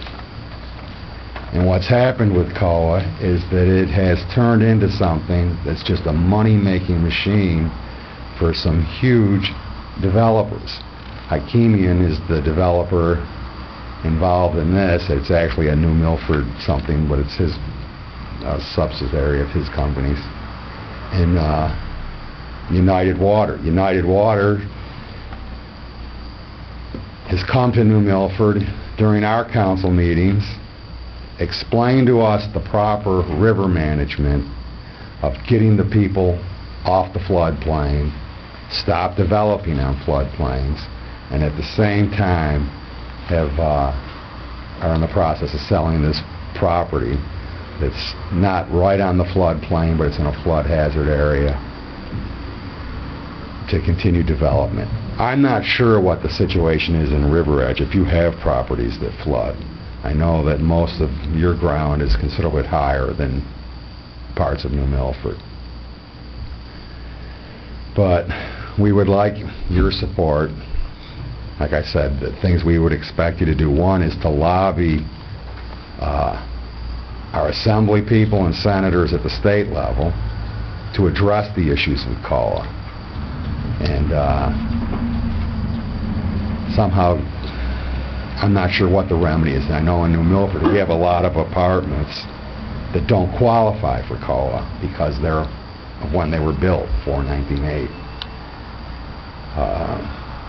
We would also like you to support by pressing our council and mayor, or at least talking with them, and talking to the people in your community. Like, it will have an effect on you as far as noise, air quality, and especially traffic on Kinderkmack Road.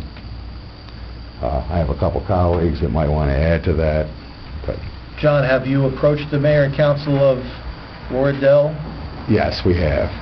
And did you get any response from them? Yes, they are very supportive of what we're doing, and it definitely affects them. A lot of the traffic will be coming down by the old water company and so forth. Actually, the mayor of Oradell has threatened to sue New Milford if they proceed with this. Really? Yeah. And do you know if the Oradell Council has adopted any resolutions in support or against or in opposition or anything like that? No, I don't know that they've adopted any resolutions. Okay. Have you been to any of the other surrounding communities? I personally haven't. John, I believe, has met with Westwood and Hillsdale concerning with some issues with United Water and a dam that they're talking about reconstructing up there. Okay. And this land here, it's 13 acres? Yes. DESAN TIS. Yeah. This land is 13 acres. What was it used for by United Water prior to... It was a sludge pit, and they, when they dredged and so forth, that's where they would dump it. The DEP found it to be, containing toxic elements. United Water removed a lot of soil and so forth, and now has a letter of no further action required. One of our suggestions as to what should be done with that property, being that it is adjacent to our high school, is that the town purchase it, the students, the science classes and so forth, take that sludge pit and restore it to a natural state and have it as part of a science project that they could restore it and then study it after the restoration for years to come as part of their biology and earth science and so forth. Of course, something like that, there's no profits being made, so that's a tough one to sell. And as I said, the builders' remedy lawsuits in COA, something like that really bothers me. And like I said, you know what an advocate I am for housing and yet that whole law has turned and twisted into something that just shouldn't be. All right, well, thank you very much. Any council member have any questions or comments? No? Thank you, John. Yeah. Anybody else wishes to be heard? You're next. This gentleman had his hand up first. Good evening, Mayor, Council, River Edge citizens. I'm also a member of SOD. I'm the... Give us your name. I'm sorry. My name is John Rutledge, 335 River Road in New Milford. There are some serious actualities here regarding this particular development, the least of which is the amount of traffic that's going to begin transiting through New Milford, Oradell, River Edge in an attempt to get to this particular development. A 70,500 square foot supermarket will have 900 parking spaces for its customers. It will also, on average, draw 27,000 individual registered transactions in a week's time. No matter how you slice this, it's going to mean an average of about 17,500 to about 20,000 additional vehicles traveling through our towns, River Edge, Oradell, New Milford, Bergenfield, Dumont, as access points coming into town. There are no plans to widen any roads or anything along those lines, so we're talking about serious infrastructure problems also. Ratables are always what a council and a town are looking for. We feel that the ratables here are illusionary. It's going to cause a dramatic increase in the necessity for additional emergency services, police officers, fire officers. We're at a struggling point right now with the volunteer fire department. If the fire department has to be upgraded, it's going to have to become a paid department. Any ratables are going to be exhausted by road maintenance, etc. There's going to be a serious pollution problem here with this additional amount of automobiles. There'll be a noise problem. And it's going to take a community's identity and destroy it. These buildings will be the largest buildings in New Milford. They'll be taller than the Borough Hall. They'll be at least 5 stories. The builder is asking for numerous variances, all of which have never been granted. We've had to deal with expert witnesses, planners, real estate analysts who contend that no matter what happens there, even the people directly across the street from this monstrosity, their property values won't be affected. The developer says it's okay, don't worry about it. It's a serious situation. We have indeed formed an alliance with Oradell. Council members, their mayor, have attended our mayor and council meetings as well as our zoning board meetings. They understand the complexity and the danger of this particular development and the impact it's going to have on all of our towns. We share in New Milford an ambulance service with Oradell. There's an extraordinary concern that when we need an immediate response, it's going to be curtailed. It's going to be curtailed by continuous traffic nightmares. It's going to be a 24/7 operation also. Our ambulance corps has indicated to our mayor and council and our police chief their concerns about being able to get and service the community. The community is going to have to go deeper into debt to acquire new fire equipment. Nothing that we have right now is big enough to accommodate. We have one truck that may be, but it's also on its last legs and is out of compliance with Department of Transportation, with OSHA, etc. The people in town are absolutely, unequivocally against this particular project. We have distributed more than 300 lawn signs, and if you look at that as 300 additional families, we've got more than 200 odd members of our coalition, which indeed translates to additional families. The town is absolutely dead set against this.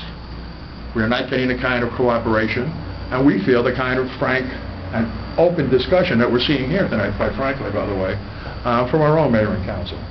And we wanted to come here, we wanted to acknowledge the fact that this is a dangerous situation for all parties concerned. This is not a NIMBY situation. It's also going to cause additional flooding issues up and down river. If River Edge is not seriously challenged by floods, that's a wonderful thing, because your neighbors next door seriously have had some terrible times. There will be additional problems, though. Madison Avenue tends to flood right across from the waterworks in any reasonable rainstorm. The property they're looking to develop, the 13 acres, when you take away 13 acres of permeable land, you're taking away the opportunity for 1 acre of land in a 1-inch rainstorm to absorb 27,000 gallons of water. That water, according to the developer, is going to go into retaining basins, etc. The idea is not to mitigate any flooding for New Milford, it's to protect this piece of property. And while the water goes into these retaining basins, it is now contaminated. It's not rainwater filtered through the permeable process. It's the accumulation of everything in the parking lots, motor oil, antifreeze, dripping gasoline, anything and everything along those lines, which are now going to go into these holding basins and still be left directly into the Hackensack River, perhaps at a slower rate. Nevertheless, water that normally would be reasonably clean is now going to be terribly contaminated. One more issue, the contamination on the site, the remediation process took 90,000 cubic yards of soil off that particular site. There was indeed a letter of no further action from the DEP, but as a nota bene in the letter, while it is cleared for a residential building, the developer is looking for a mixed D usage. And while it's cleared for an A residential, the comment said the groundwater underneath this particular piece of property is still contaminated. We're looking at potentially a 2-year cycle or 2.5 years to get this doggone thing built directly across the street from our high school. We've had serious situations with our high school students and automobile accidents in town already, and the developer kind of shrugs his shoulders and says, don't worry about it, there will not be any additional noise, it'll be general construction noise. Okay, pile drivers, tractors, air hammers, yeah, just typical construction noise across literally 75 feet away from the high school. It's an absolute, for us, a no-brainer. We do not want this in our town. We know and understand it's going to affect your town in some negative fashion. Certainly Oradell has risen to the occasion. They understand. I've met with people in Hillsdale, in Westwood, in Cranford, all having the same kind of problems. Some of them with this exact same builder, the wonderful Hakeemian Group. So I would urge council people here, and the mayor, and I would urge the people of River Edge, check out SOD's website, which is sodnow.org, to give you as objective a picture of the situation as we could possibly put together. But please do understand, this is going to be a situation that's going to affect you in so many fashions, traffic being the least of them. Thank you for your time. Very much appreciated. Thank you, Mr. Rutledge. There's a question. Yeah, Mr. Rutledge, I have a question for you. Where does this stand before the local authority?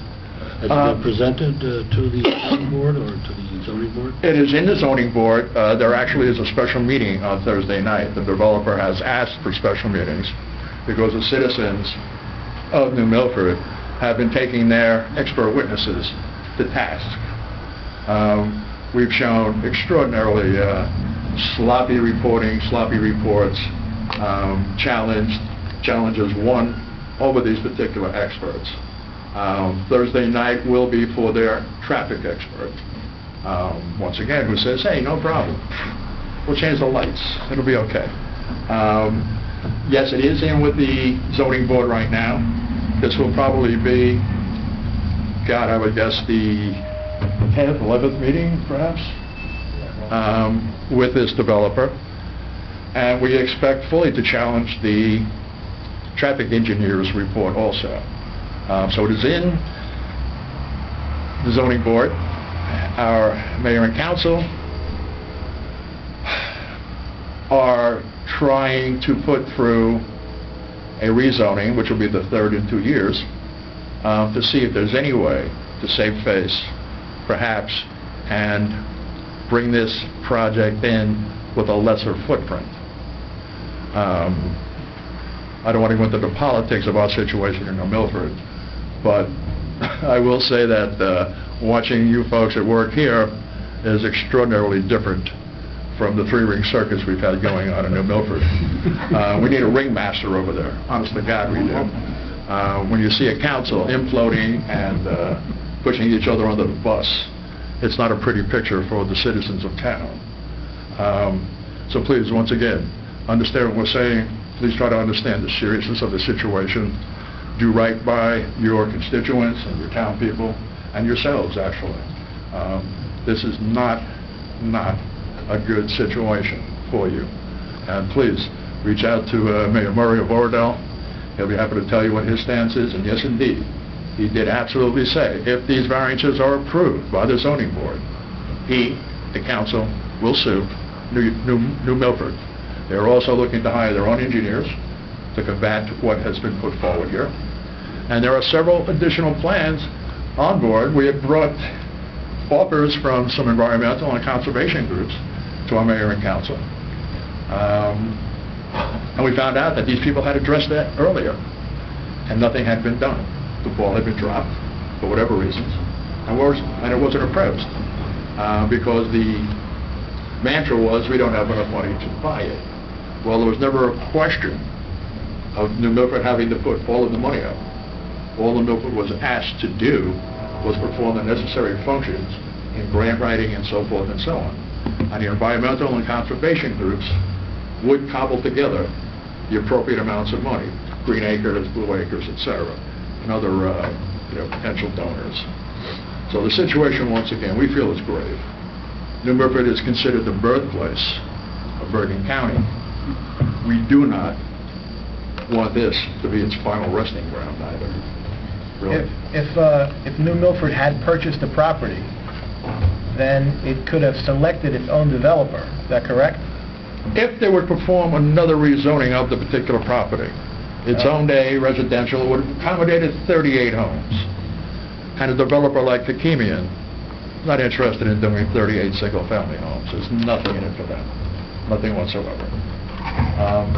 The land has been jockeyed around for a number of years. COA has been parked there, but it seems to be an issue that can be translated to other parts of our town, Rochester for one, etc. There are other obligations here that can be fulfilled outside of this piece of property. The town, it's the only piece of town that's left of any significance. New Milford doesn't even have an effective park. We have athletic fields, we have a couple of small sit-down benches in a few places. We don't have a park to call our own. What we're asking for this to be is a passive piece of property. We've tried to have some discussions with the Waterworks Conservancy about their historical status right now, their development of a passive educational environmental park on that particular property. And we're trying to see if there's any way we can link them together to make the New Milford piece of property an extension. We're tired of the flooding. We're tired of the emotions that the flooding brings. We're tired of hearing United Water speak out of both sides of its mouth. And we are so tired of developers coming in with God knows how many lawyers. There's been nights there when there have been 4 lawyers and 2 expert witnesses sitting around watching the clock tick. We're getting paid. It's almost impossible for a populace to fight this kind of situation. We think SOD, though, has been recognized, and we have made our community much more aware of the seriousness of this particular situation. And we're once again asking, please, do whatever due diligence you feel you must do. Look into this situation. Help us if you can. Help your other neighbor in Oradell if you can. And let's all become a little bit more educated about this particular situation. And I would suggest and hope that we can all put forth a joint effort to try to stop it. Thank you. Thank you. All right, first Casey had his hand up. Casey Connors, 259 Adams Avenue. I have a couple of questions. One pertains to the DPW employees here in town. Numerous times my wife or I have gone down to the card store down here in town, and there's an employee who goes there to buy his lottery tickets. Now, my wife and I both understand, yes, they're allowed to have breaks, but this was before 8 o'clock in the morning, and he's driving a town vehicle, leaving it running in the parking lot with the windows open. I think I had sent you an email about this a while back. I do remember that, Casey. And it hasn't stopped. Something has, somewhere the reprimand has to be put down on somebody there. They could be out doing some better things. Maybe picking up the bottles and that don't make it into the recycling truck. Gotta remember, I see a lot of things at a different angle than you do walking around town. Okay, smile and laugh, it's fun. No, I'm not smiling. I'm smiling because I agree with you. I'm shaking my head. You do see things at a different angle. Yeah, piles of leaves that probably shouldn't even be there yet. I mean, it looks like it's the end of the fall. And this is from Kensington to the next street north. These employees that are out at before 8 o'clock, put them on the leaf truck. Let them suck up some leaves.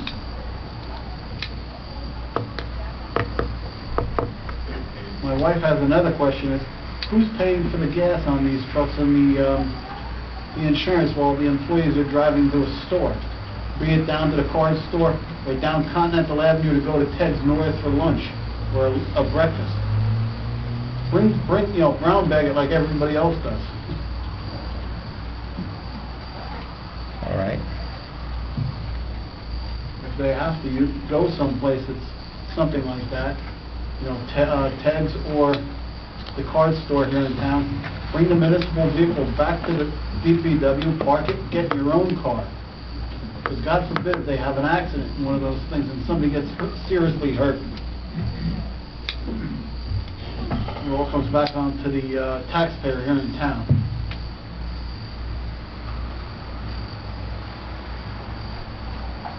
Is that it? My other questions pertain to the ADA doors. Denise had mentioned to me the other day that they went back out to bid. This has been going on for 5 years. For the third time. 5 years. Maybe the stipulations that are out there are too, strict for anybody to be really able to make money on the job. They're not going to come in and just say, okay, I'll do it for $100. Can the DPW do this work? I know you have concrete work there involved in it. Can't they do the concrete work to save something? The DPW can't do concrete work. Why is that? They've done it before. I don't know. I don't think it's in their job description. What is? What's in their job description? It's a long list. This is the third and final time we're going out for bid on the ADA doors. If we don't get any bids, then we'll approach community development again, as we did when we didn't get any bids the first 2 times, and ask for permission to just get quotes and award it with quotes. So that's what the plan is. I don't know did it go out yet for the third bid? Mayor, if I may, Denise Don Diego, the Borough Clerk, and I met today. We reviewed the schedule. We set up the schedule. Denise will be advertising by the end of this week. We expect bids to be back by the mid-October, basically, for the council to consider. We modified the language of the bid to take out the mandatory pre-bid so that we don't have to eliminate anybody if they don't show up for the mandatory pre-bid. And I personally took the plans down to Tech Repo to have additional copies made so that we are ready when the potential bidders come up. I apologize. So we've taken several steps with regard to duplicating the plans today. To get copies ready, we've modified the specification. We've set up a timetable to receive the bid specifications with certain target dates along the way.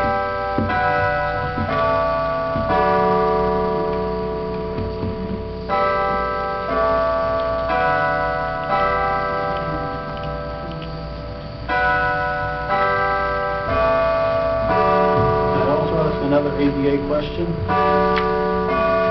Approximately 10 days ago, I had mentioned to Denise about the corner at Lincoln and Kinnicamack Road that you cannot get to the curb cut going in either direction. There's a light stanchion right in the middle of where the ramp should be. It's hard to walk around it for a person. I can only imagine what it's like in the wintertime there. There's no ramp? There's a ramp, but there's the stanchion for the street light, not street traffic light, is right in the middle of it. Very similar to the tree that's growing right in the middle of the sidewalk on Elm. Mayor, there is a ramp there. It was constructed through the federal grant that we received. There is a light stanchion there. It's higher up towards the sidewalk, not down on the slope of the ramp. We've referred the matter to the borough engineer for comment and review. All right. So I'll just make a comment with what was just said. Okay. With the ramp, you are so many feet up. The ratio, I think, is 1 inch for every 12 feet. Okay? And at the top of that, from there back has to be 4 feet of clear space. Clear. 4 feet at the people top, can spin 4 around. feet at the top of the ramp? Yes. Okay. And it's not just that ramp that needs to be redone. Virtually everyone here in town has to be redone. If any one of you on the council would like to ride around in my chair, please let me know when. But you break it, you bought it. So I don't know if you're going to want to ride in it. All right, thank you, Casey. Borough engineer will give us a report on that particular ramp on Lincoln and Kinderconnect. I believe that Denise has told me, I think it has to go, I have to speak to somebody at the county or something? It's a county road. Approximately Yeah. the end of July, a woman who lives on Richards Court, the next block north, who's also in a wheelchair, had gotten a big article in the paper about all the handicapped ramps in the area. I don't know if she has a manual or a power chair, but she's afraid to go down them because they're so, the angle is improper. I can only imagine if she's got a manual chair, how she must get around. All right. Other people had their hand up. You, ma'am, on the, yes. Hi, my name is Cindy Bequeath. I live at 745 7th Avenue. I have a few things. One in regard to, just to start this off and get this done, the utilities, the building down in River Road that they're talking about in Milford. The other thing to consider is not just the regular traffic that's going to go, but if they build a large market there, you're going to have a lot of delivery trucks all day coming down Kinderconnect Road, which is our road, and also going down, then you've got a high school there, and they're there all afternoon. It's going to be a huge impediment, not just for New Milford, but for River Edge as well, especially for those huge delivery trucks, because large markets. We have a perfect spot in town for a large grocery store. In your backyard, huh? There you go. And perfect. Just bring them down. They can come on up River, Route 4. So, a few months ago, I came here and mentioned about the sewer smell, the gas smell in the sewer. And I'm right in the corner of Webb and 7th, and there's a sewer there, and there's a smell that goes all the way up our street. And it's, frankly, it's all over town. The smell that comes out, but it's very, very noticeable where we are. And I was told by the council to expect a call from utility company within a week, that I would be called by them to discuss it, and I've never been called. I work from home, answer my own phones all the time, and there's never been a phone call to discuss it. And I would like to have that discussion with the utility companies, if you could get them to do it, and maybe have somebody follow up. Okay. I appreciate that. We're having a block party in a few weeks, and God knows what it's going to smell like, because it happens all the time, all the way up the block. Right?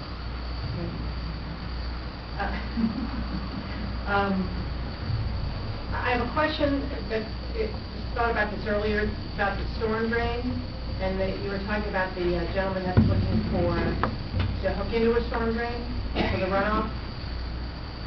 You know what I'm talking about? Yes. So, 7th is obviously lower in altitude than 5th Avenue, and everything runs down from the top of that hill down to 7th. And everything runs past my house, because the street is actually on a slant. The lower end, coming from Continental to Webb, is lower in the corner of Webb. So everything comes down the street. During a storm, everything comes over my driveway and down to my house, because the sewer doesn't take the water like it's supposed to. And we get a lot of runoff towards our house. So whose responsibility is it if the sewers don't work and take the water, and the water comes onto our property? Do you follow what I'm getting at? I follow what you're getting at, but if it's a big storm and it's an act of God and you can't... It's a lot of it. It's not necessarily a big storm. No. Well, if it's if it's just a issue of capacity for, regular average rainfall, then we'll usually get our borough engineer to look at it. Okay. But if it's a huge downpour and all the water in town is coming towards your property, and it just, goes beyond the capacity of the system to take it, then we're not responsible for acts of God. I understand acts of God. Maybe you could have somebody, two things I would ask is one, that you have somebody take a look at it. And the second thing is there a way to have the DPWs come out and put sandbags down? And then get them out of there, or do we have to put the sandbags down to prevent flooding into our homes? Everybody's got to protect their own property. Okay, so could you make a point to ask somebody to come out and take a look at that drain, please?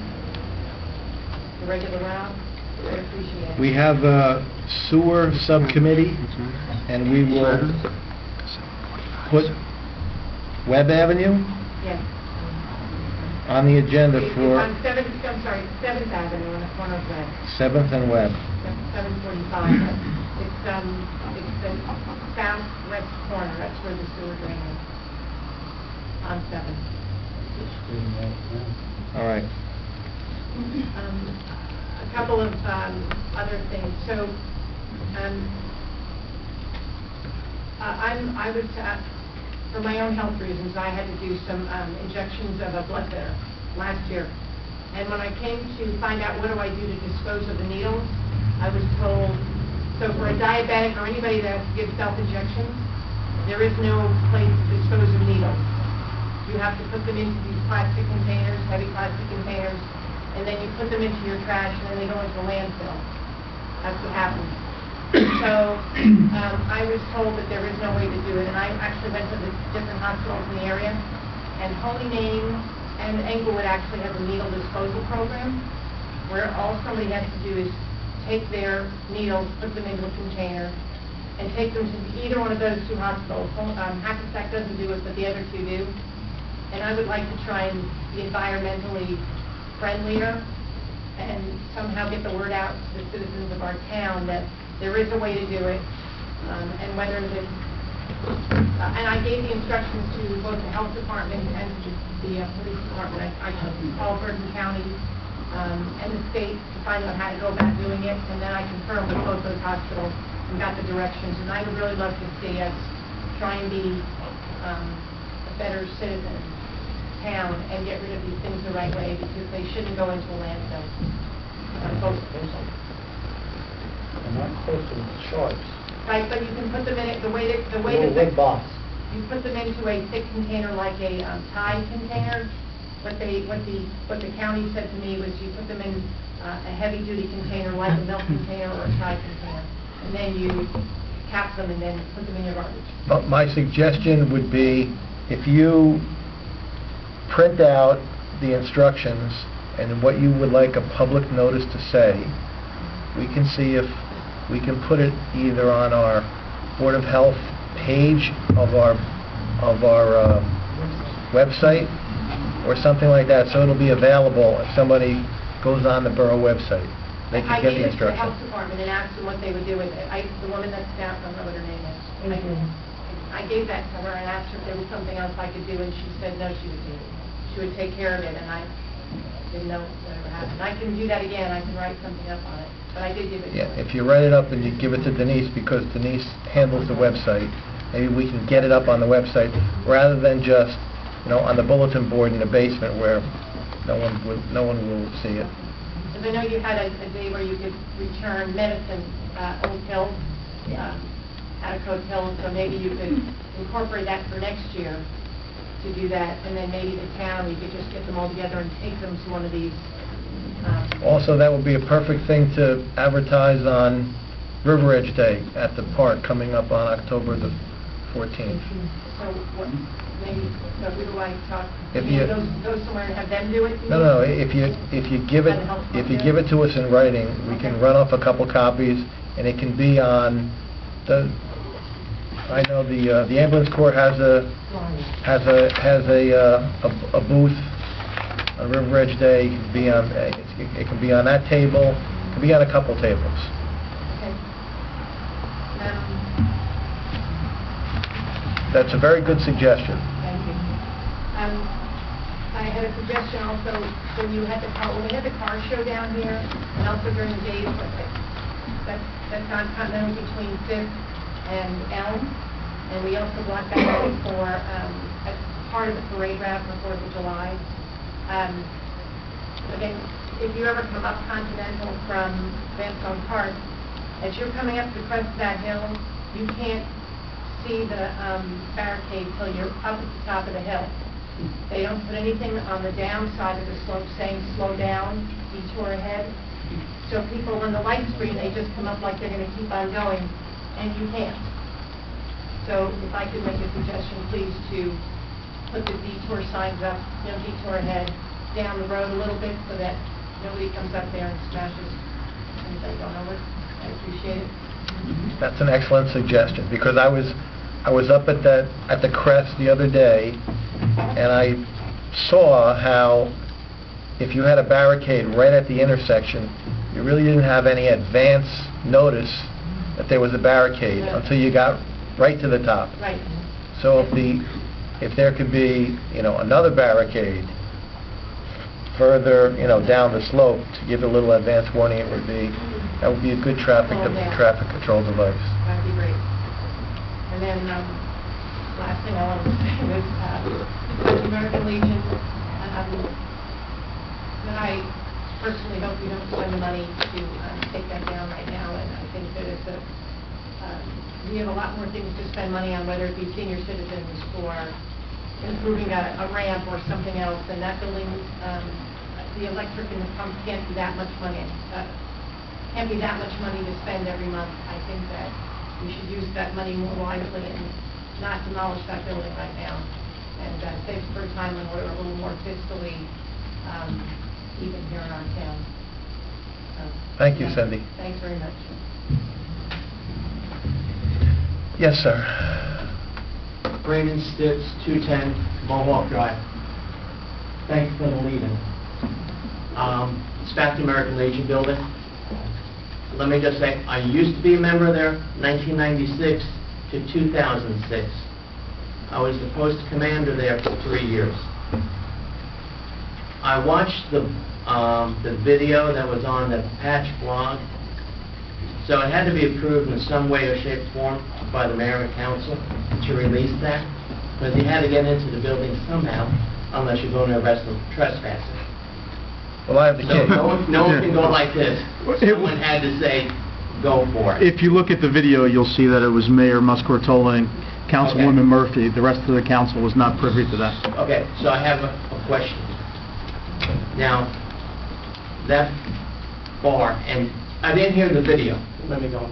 I didn't hear the video, so I didn't know if you had a disclaimer when you did that video. But that was a functioning bar up until the time it changed title. But from the way the video looked, especially the comments from the blog, how could the town buy this piece of garbage from the American Legion? That was a functioning bar, a functioning building, though a tired building.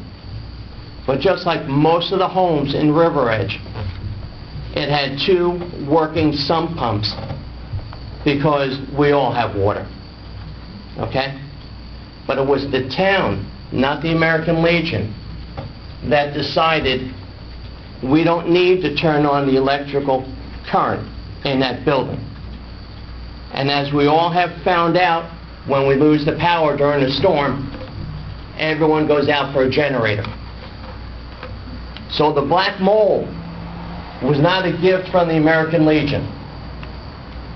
The black mold was caused by the improper decision being made by whoever was sitting where you were sitting or had the authority to turn off the power. So now when you walk people through that building, because I've heard people on that blog saying, we should go after the American Legion for the money. They should give us the money back. Really? It wasn't the American Legion, their membership, that caused the black mold in that building. It was the borough of River Edge that caused the black mold in that building. It's only a building. You're going to knock it down, that's your intent. Okay? Where I came from, where I grew up, where I sowed my political teeth, we would have got local contractors to go in there and give one back to the town.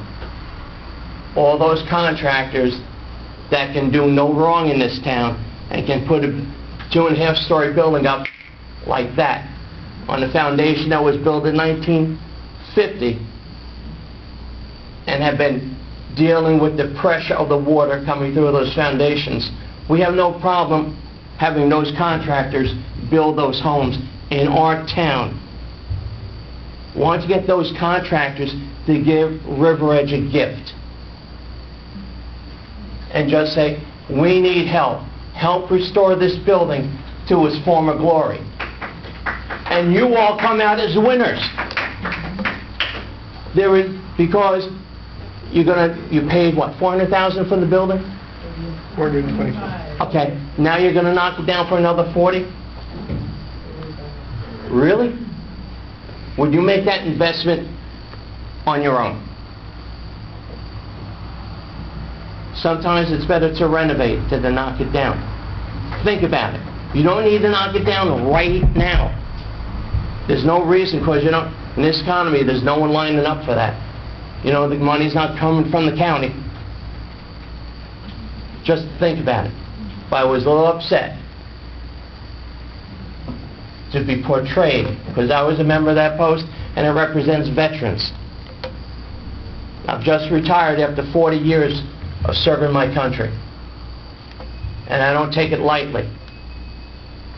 And when I felt that the town, whoever was blamed, made it appear that this is what we got from the American Legion, it wasn't right. Like I said, I don't have a dog in this fight. You know, I'm not a member there any longer. But I just didn't like the way it was portrayed.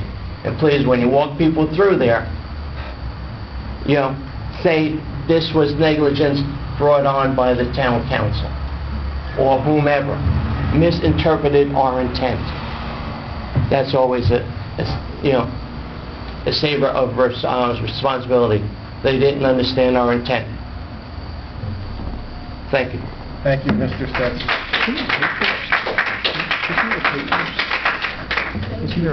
Yes, ma'am.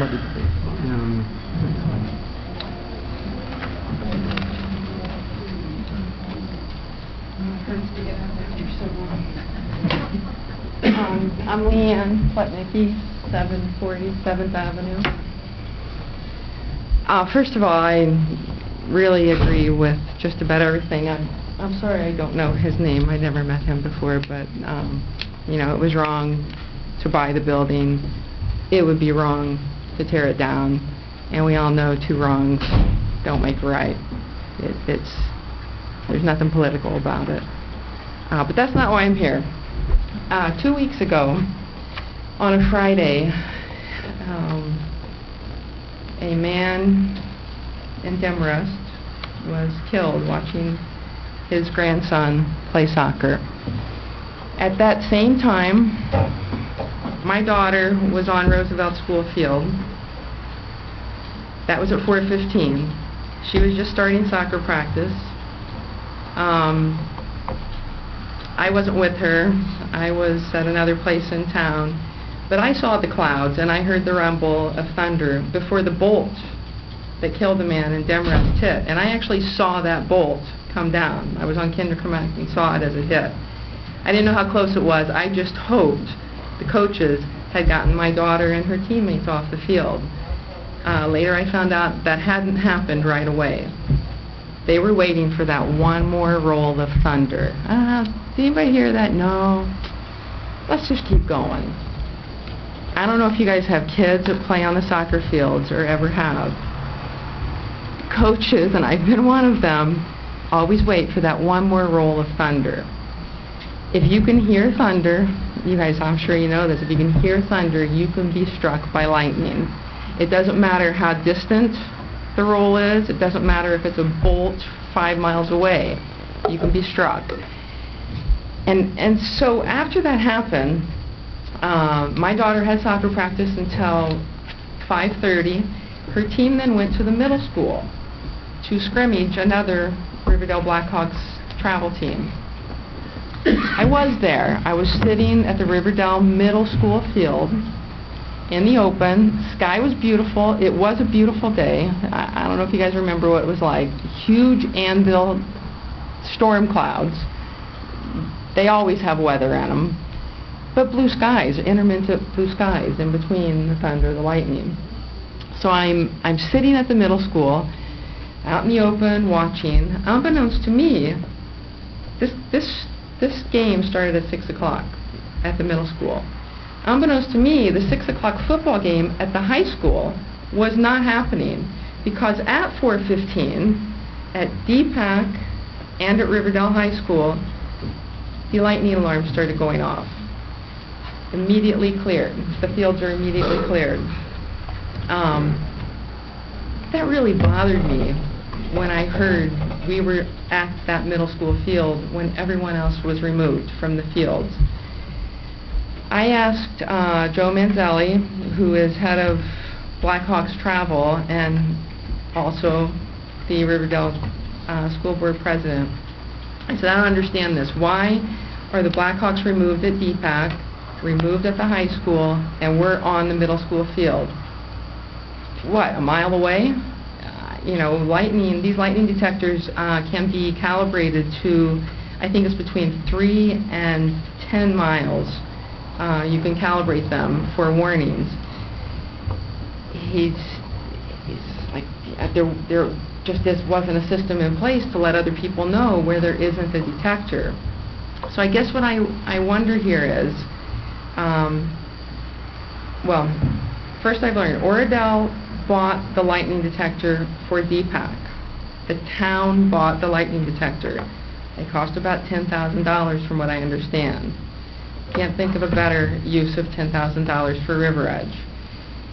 The school board bought the lightning detector at the high school. I don't know why they excluded the middle school. It would still seem to me River Edge needs to be protected too. That's our land. If the school board's buying it for the high school in Oradell, somehow they need to coordinate and let people know on the middle school field. I mean, it just seems logical to me, like maybe a cop comes over, something happens, somehow we can coordinate this warning system. I don't know if it's ever been discussed in River Edge about us getting a detector for the middle school or the middle Memorial Field. I don't know. Roosevelt Field, Cherry Hill Field. What day was this? This was Friday, 2 Fridays ago. 2 Fridays ago. It was, The 31st? what day was it? September 7th. Okay. And the man that was killed was sitting on a soccer field at Northern Valley High School watching his son play soccer. And I think they had begun to clear the field because the thunder was happening. But I don't know what I'm asking you to do. I don't know how we protect River Edge kids and parents and spectators from this sort of thing. You know, they say it's 1 in a million to be hit by lightning, but I got to tell you, I don't want it to be my 11-year-old kid. I don't want it to be my mother watching, you know. What can we do? Is it within our budget to get a lightning detector for even the middle school? I mean, that's the most open field, but we have 2 other school grounds too. How can we get our police forces, if it goes off there, can someone not come? I went on Nixle, and I'm already hooked into River Edge. I hooked into Oradell too to make sure I can see, but I don't think they put the lightning thing. They don't, right? I didn't get anything, and I'm on it. Yeah, I don't get anything either. So I don't. How do we coordinate it? It just seems crazy to have kids half a mile away on a field when the Riverdale football game didn't even start until 8 o'clock because of lightning. It was on the MSG channel. It was supposed to start at 6, they had everybody leave the field until 8 o'clock. Meanwhile, at the middle school, everyone's in the middle of the field. Anthony? Yeah, just I guess a question or statement. I mean, I was a former coach myself, and in my business now, we check on the internet, and if they're calling for thunderstorms, we didn't go out, or we don't go out in my business now. So I don't know if... They don't do that. Yeah, I mean, it just seems so simple to me. Why, I don't know, why wouldn't the coach just check and just... You know what, we'll call them up practice tonight, that's it. I mean, it's so simple, I don't know what... I think just because the Northeast is so unpredictable weather-wise, and... Is it worth someone potentially getting hurt or killed? Just, it's called for thunderstorms, we postpone practice until the next day. Whoop-de-doo. What's the big... I don't see, you know... I think it's the coach's responsibility. Absolutely. You know, and it doesn't happen. 10 seconds, go on weather.com, boom, thunderstorms, we don't have practice, that's it. There were, it's hard to believe, there were coaches even when it was going off who were reluctant to get off the field.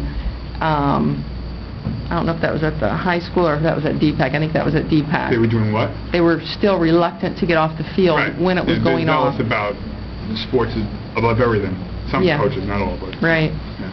I mean, I think it's, I almost think it's human nature, you know, you're coaching little girls' soccer, little boys' soccer, and where my daughter was, one of the teams didn't even leave, ever. Yeah. They stayed on while one of the other teams went against the building at Roosevelt.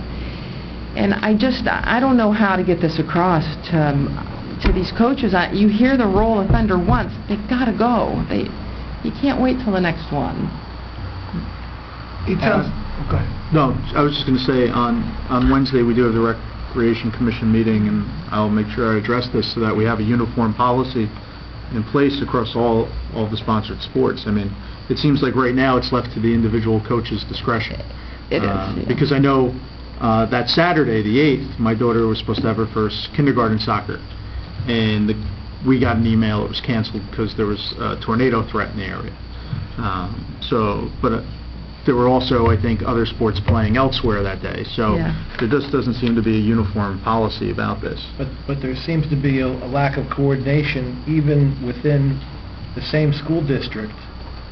If the school district has 2 fields and the alarm goes off on one field, that the other field that they have jurisdiction over isn't notified. Yeah, that stunned me. Yeah. That really stunned me. Well, they're not all, you know, the high school team isn't control, like the middle school is not in the same league as the high school. So you have all these different levels of leagues that are involved. They're not all under the school's jurisdiction. Some of them are town sports. Yeah, but the fields are. Right. Fields. Right. The fields Yes, are. but I think the first thing is any first sound of thunder, fields are cleared, and that needs to be, you know, a policy for all the sports that we deal with. The high school, well, that's something that the Board of Ed's going to have to address about their sports, and then, you know, in terms of making sure all our fields are covered with, you know, we need to with lightning detectors. I would guess that would be the second, and then how to advise everybody is the third. But I think the first is, you know, a policy in place, which doesn't seem to be one. Yeah, and I think I mean, at the Rec Commission, if you're talking, I don't know who the Blackhawks, who travel is now, the person there, but if one coach knows, maybe if they can identify the president of the appropriate leagues and they just send out texts to all the coaches, that wouldn't be hard. That'd be 15 keystrokes, get off the fields now, and, you know, let's go. I'm not blaming anybody. I just think it's nonchalant and, you know, just takes once of saying, we'll wait till the next go, and too late. All right. All right. So, what are the chances that we can begin to think about a detector for our town? Al's going to mention it at the rec meeting. Al's also the liaison to the boards of ed, so he can bring his comments there and raise the issue and see what response he gets. And then when he has his next report in a month, he can give us an update on what they're telling us. Okay. That'd be great. Right? That's great. Can the New Milford group hand out information at River Edge Day? Or is it Yeah. Anybody crossover? they you know, They're they not have to here. get a table, whatever it is, $10, $15, whatever the table is. I think it's for, Free? yeah, for civic organizations. Oh, yeah. All right. I think they'd qualify. So it's free. We have thousands of people there. They can hand out their literature. That'd be good for them. Yep. Thank you. All right, thanks. Yes, ma'am. Hopefully the last one here. My name is Renee Kirsch. I'm last time here too. We live in 237 Clinton Drive. Am I loud enough? I think you want to come forward. Yeah, why don't you come forward? I only got your first name, Renee. Okay.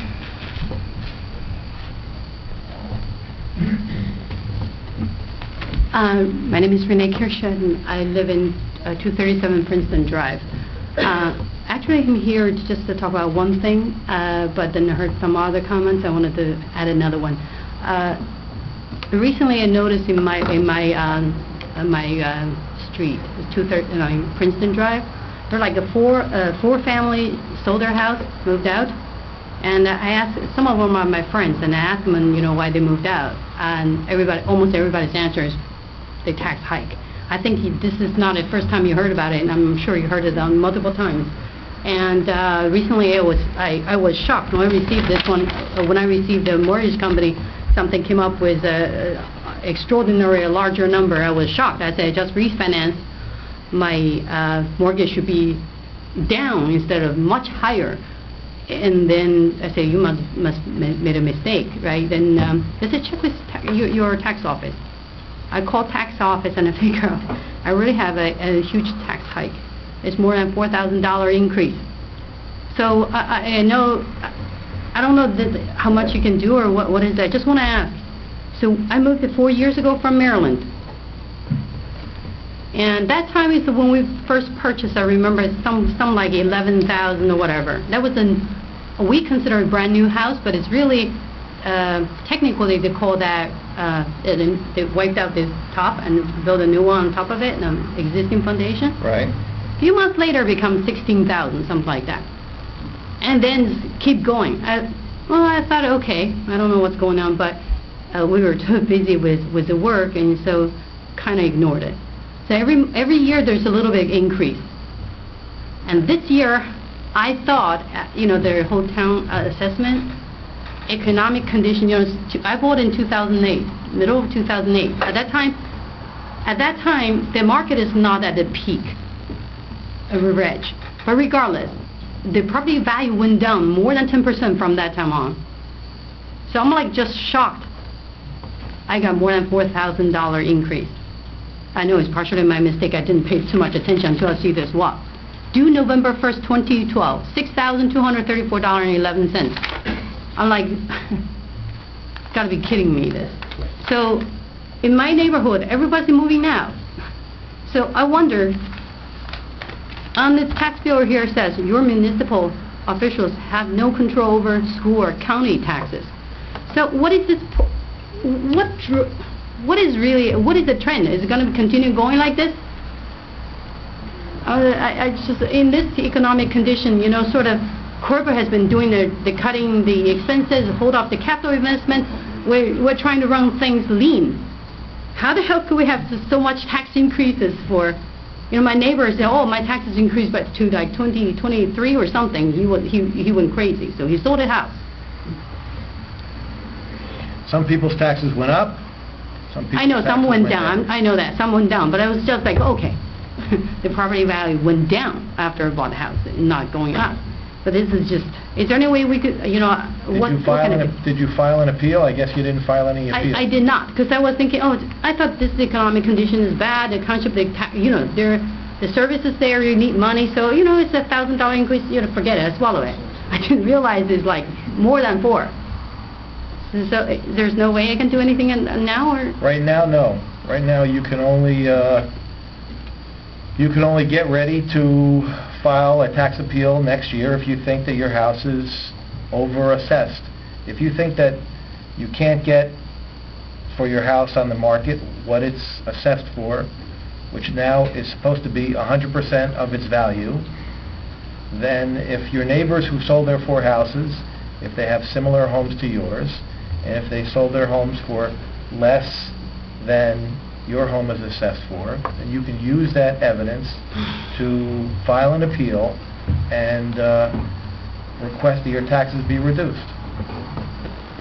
That's all you can do, because the deadline for tax appeals was April the 15th or something like that. Okay, but this year you got to swallow anyhow, right? This year there's nothing you can do. Okay, next thing is much easier. So I heard about Department of Recreation, and I know River Edge has summer program, recreation. It's I think it's good, but is it possible that increase it from just 9 to 12 to a little bit longer? Because we have to sign up for other townships, like Maywood, some other townships, you know, like summer camp, because it's too short here. 9 to 12 is, I don't mind paying more, you know. It's just like it's not even available in our township. We have to go out of town. You know. By too short, do you mean that you want it from 9 to 15, or you no, want to 9, it's a 9 to 12. 9 to 12 in the afternoon, you're talking about the time? Yeah, time. Would it be possible to make it a little bit like a full day thing, 9 to 3, 9 to 4, whatever? You know, like Maywood has it 9 to 3, but with the extended program, I wonder whether it's possible to consider that. It would be nice, because for the working family. It would be. Yeah. Well, we'll take your, did you, if you use the borough website, you can send an email to Bobby Conway, who's our Director of Recreation, and give her your suggestion, and she'll raise it at the Recreation Committee meeting, and then she'll give you an answer. Bob Conway. Bobby. She's a woman. Okay. Okay. All right, thank you. Thank you. Anybody else? All right, Cindy. Cindy between 745, 7000. I just have a quick response to what Leanne from Nikki just said about, she suggested something about the warning system. And you mentioned that perhaps in a month, we could have something reviewed again for next month's meeting. You're going to have a recreation meeting. Can I just suggest in the interim that you arrange something, maybe even starting tomorrow, so that with the police department, so that if the early warning goes off somewhere else, somehow they can be called, and then the police department can just, for the interim time, you can figure something out, the police can just go to those 2 fields and tell the kids to get off. I mean, let's just do something in the near term for safety until you can make a decision that is more global. But I think it would be 1 car or 2 cars, just go to those 2 fields. Those are the only 2 we're talking about. Yeah, you know, this is why it's a great suggestion. It's going to take some coordination, because the high school where the alarm is in Oradell, so our police officers don't usually go to that field in order to come to the middle school and tell everybody that, as Governor Christie said, get the hell off the beach. Yeah, I just wondered if perhaps there was somewhere that signal comes into somebody or somewhere, and if there's a way to find out how to get, like helping hand between towns, somewhere that signal's coming into Oradell. Yeah. So maybe that they can just make a phone call to the River Edge Police Department. It's not like it happens every week. No, you're right, it's not. So maybe they could do something and do that and make that coordination easier. Thank you. Thank you. Casey. Casey Connors, 259 Adams Avenue. With that warning system, maybe have it hooked right into the sirens here in town. They go off, everybody gets off. Oh my Get off. Why you laughing? I'm laughing because you said a dirty word, sirens. I've read about that. You know? A lot of firemen, that's ridiculous. It's bad enough that there are, citizens complaining when the sirens go off when there's a real emergency, a fire, but to have the sirens go off every time that's an emergency. That there's just as much of your house is burning down. Yeah, I understand that, but They'll run us out of town on the rail. That could happen other ways. Any other comments from the public? All right. Can I have a motion to close the hearing to the public? So moved. Second. All in favor? Aye. All right, any opposed, any abstained? Any other business before this council? Any council comments? I just want to add real quick that I want to add our thanks to Let It Grow, the police department, Michelle Caridi, Lisa Stewart, all those involved in our 9/11 memorial and the beautification of the front of our building. I think that's long overdue, and I like what's happening there, and I'm very grateful for all those who are working towards Renalta's resuscitation of the individual in I believe it's McDonald's. She deserves high praise for that. She certainly made a good choice there, it seems, so far. And just wanted to add my thanks and congratulations. Al, anything? It really does look fantastic out there. It really opened it up. You know, there's a lot more sunlight, and it really opened it up. But no, that's it. We need to go back into work session. No other comments, Mayor. All right. Anthony, any comments? No. All right. All right, can I have a motion to adjourn this meeting? So moved. Second. All in favor? Aye. Any opposed, any abstained? All right. Is there... No, it's not going to Ray, can you stick around for a minute? Sure. Okay. All right, can I have a motion to go back into the work session? So moved. Second. All in favor? Aye. All right, can I have a roll call for the continuation of the work session? Councilwoman Murphy, Councilman Ford, Councilman Paula. Here. Councilman McMillan. Here. Councilman Bartoloni. Here. Councilman Papaleo. Here. And Mayor Mascarozola. Here, okay. When we were last in the work session, we had finished number 4 on the Borough Administrator's topics. We were up to the 5th and final topic, which is request for an environmental consultant for a tax appeal. Mayor, can I just ask a question about number 4? Or, no, I'm sorry, not number 4. From what we just had about the library, just real quick. Because that was the last thing we did. Go ahead. How much did we put aside for the library roof? I don't know, I'll have to report back to you. Okay. It wasn't 200. Yeah, I know it wasn't $250,000. I was just curious. All right. My first comment, Al, Mr. Negrian, is why isn't this on, since it involves a matter of pending litigation, why isn't this in closed session? It could be. I'll be happy to put it into close on October 1st. I would recommend that this item be tabled and put in a closed session because it involves a matter of pending litigation. Not a problem, Mayor. Let's have a motion in a second. I'd make that motion. I'll second. All in favor? Aye. All right. Alan, what was next? We have the fire chief here just to answer any questions on using the American Legion for a training exercise.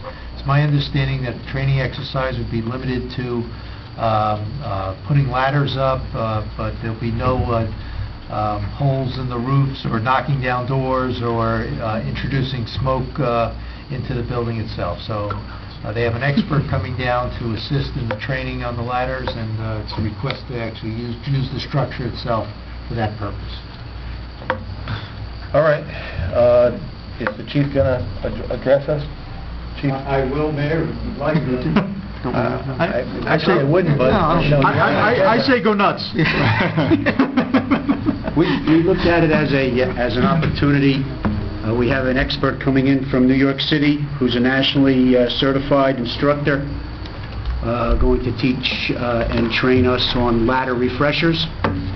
He asked us specifically if we had a 2-story building that we could use. We had actually had this instructor maybe 5 years ago, and we utilized him on the fire building right across the street, and the problem that we had was that we had ladders stretched into the middle of Kinderkamack Road, or in the middle of Tenney Avenue, and the windows were a little small for us to do what we wanted to do. We thought that the Legion would be a good opportunity for us to use. We wouldn't be doing any damage to the building, as Mr. Negrin said. No smoke, no holes, we won't even be breaking windows. The appearance will be the same as it is right now when we leave. There would be nobody doing any operations on any floor other than the uppermost floor, which we'll call the second floor. Nobody will be in the basement.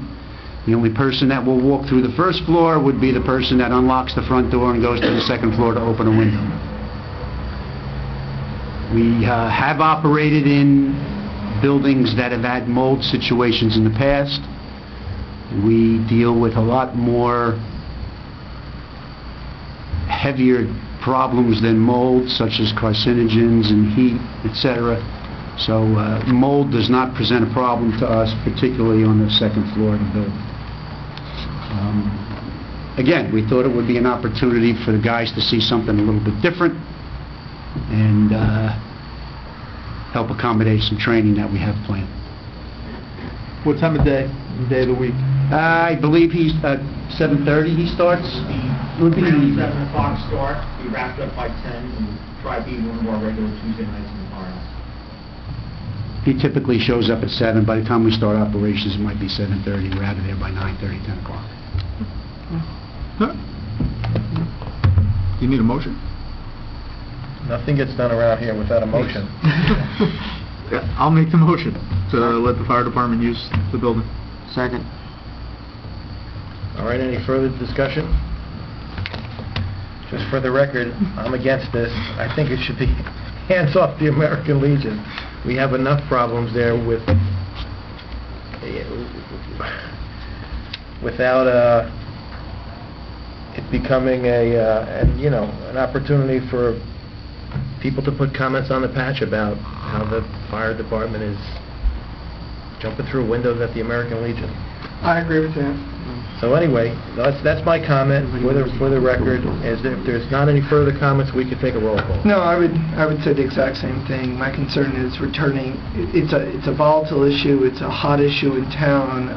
It's only going to make it even a hotter issue. I don't think it's prudent. I told the chief that privately. I had hoped that this would have been removed for discussion. It wasn't. Either way, if the building stays, it's getting renovated. If the building gets knocked down, who cares? So either way, I don't see the harm to putting some ladders on the outside and letting Yeah, I would guys say train it's for on a it. good cause. I mean, you're not hosting a barbecue and making sandwiches on the roof. 2 hours. There's going to be always... No damage. There'll be no damage to the building whatsoever. Roll call.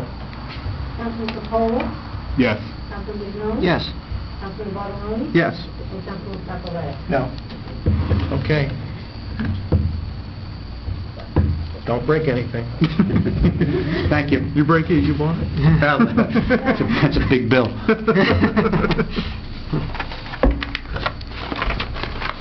What's next, Alan? That's it, Mayor.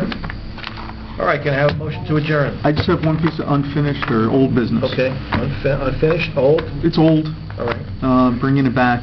A couple weeks ago, we passed a resolution or made a motion for the nurse to go to SCORE.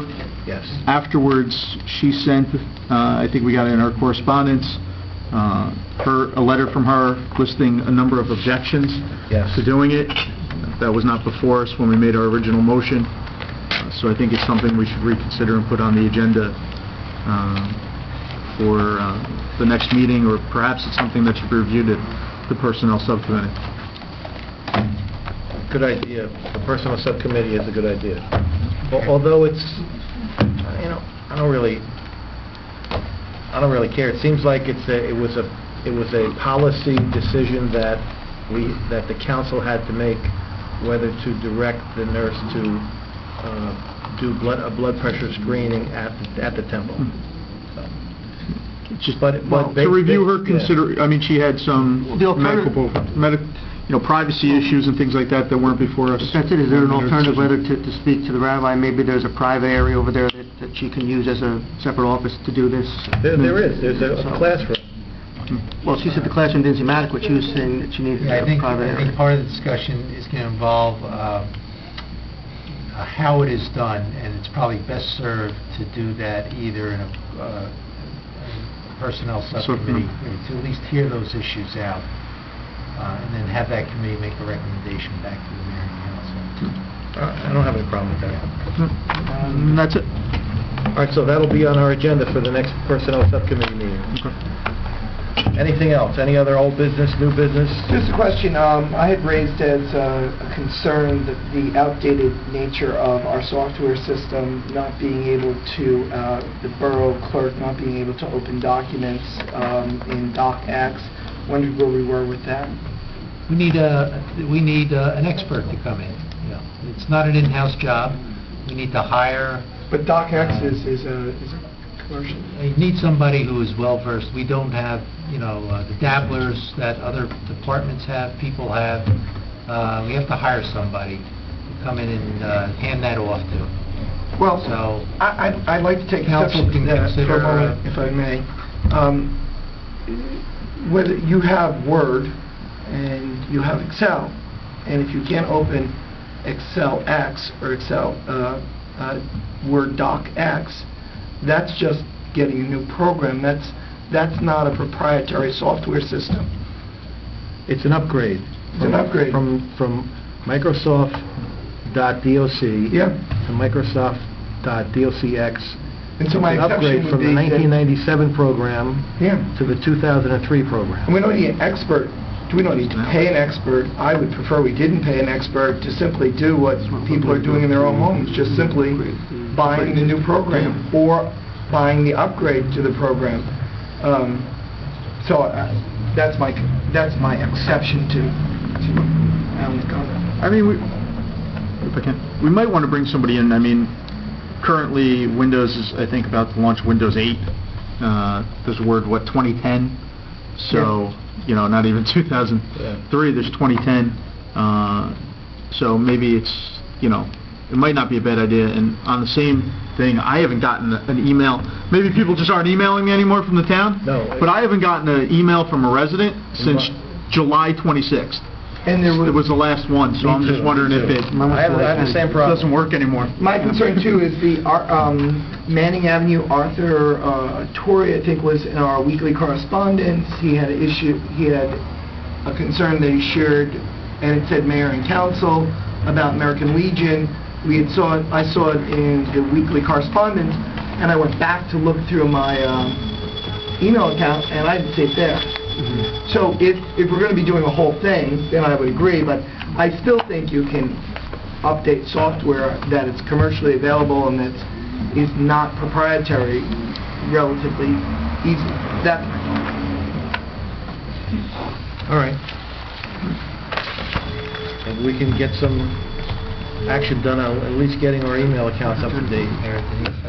That's I'll look at the email tomorrow. I did email the person who did the email. Yeah. I didn't hear back from him, which is very unusual. But if I send a text message to it, I do get it. The other thing is that maybe you Somebody wants to talk to me. get Dave D'Elia, you could maybe hire him for half hour to look at computers and see if that, I mean, I don't like ordering it. I really honestly do not know what to order. I mean, I don't know. We have to make sure that it's compatible with Person who has everything we do. a company, The computer's compatible. we've laid out a The operating procedure system's to do compatible. that. We'd have to get the quotations, and he would be somebody, but we'd have to hire him. Okay, all right. There's an old Windows. They're operating on Windows. All right, motion to adjourn? So moved. Second, all in favor? Aye. Thank you. Yeah, I don't know if they're operating on XP or what they're operating on. Yeah, but even if you're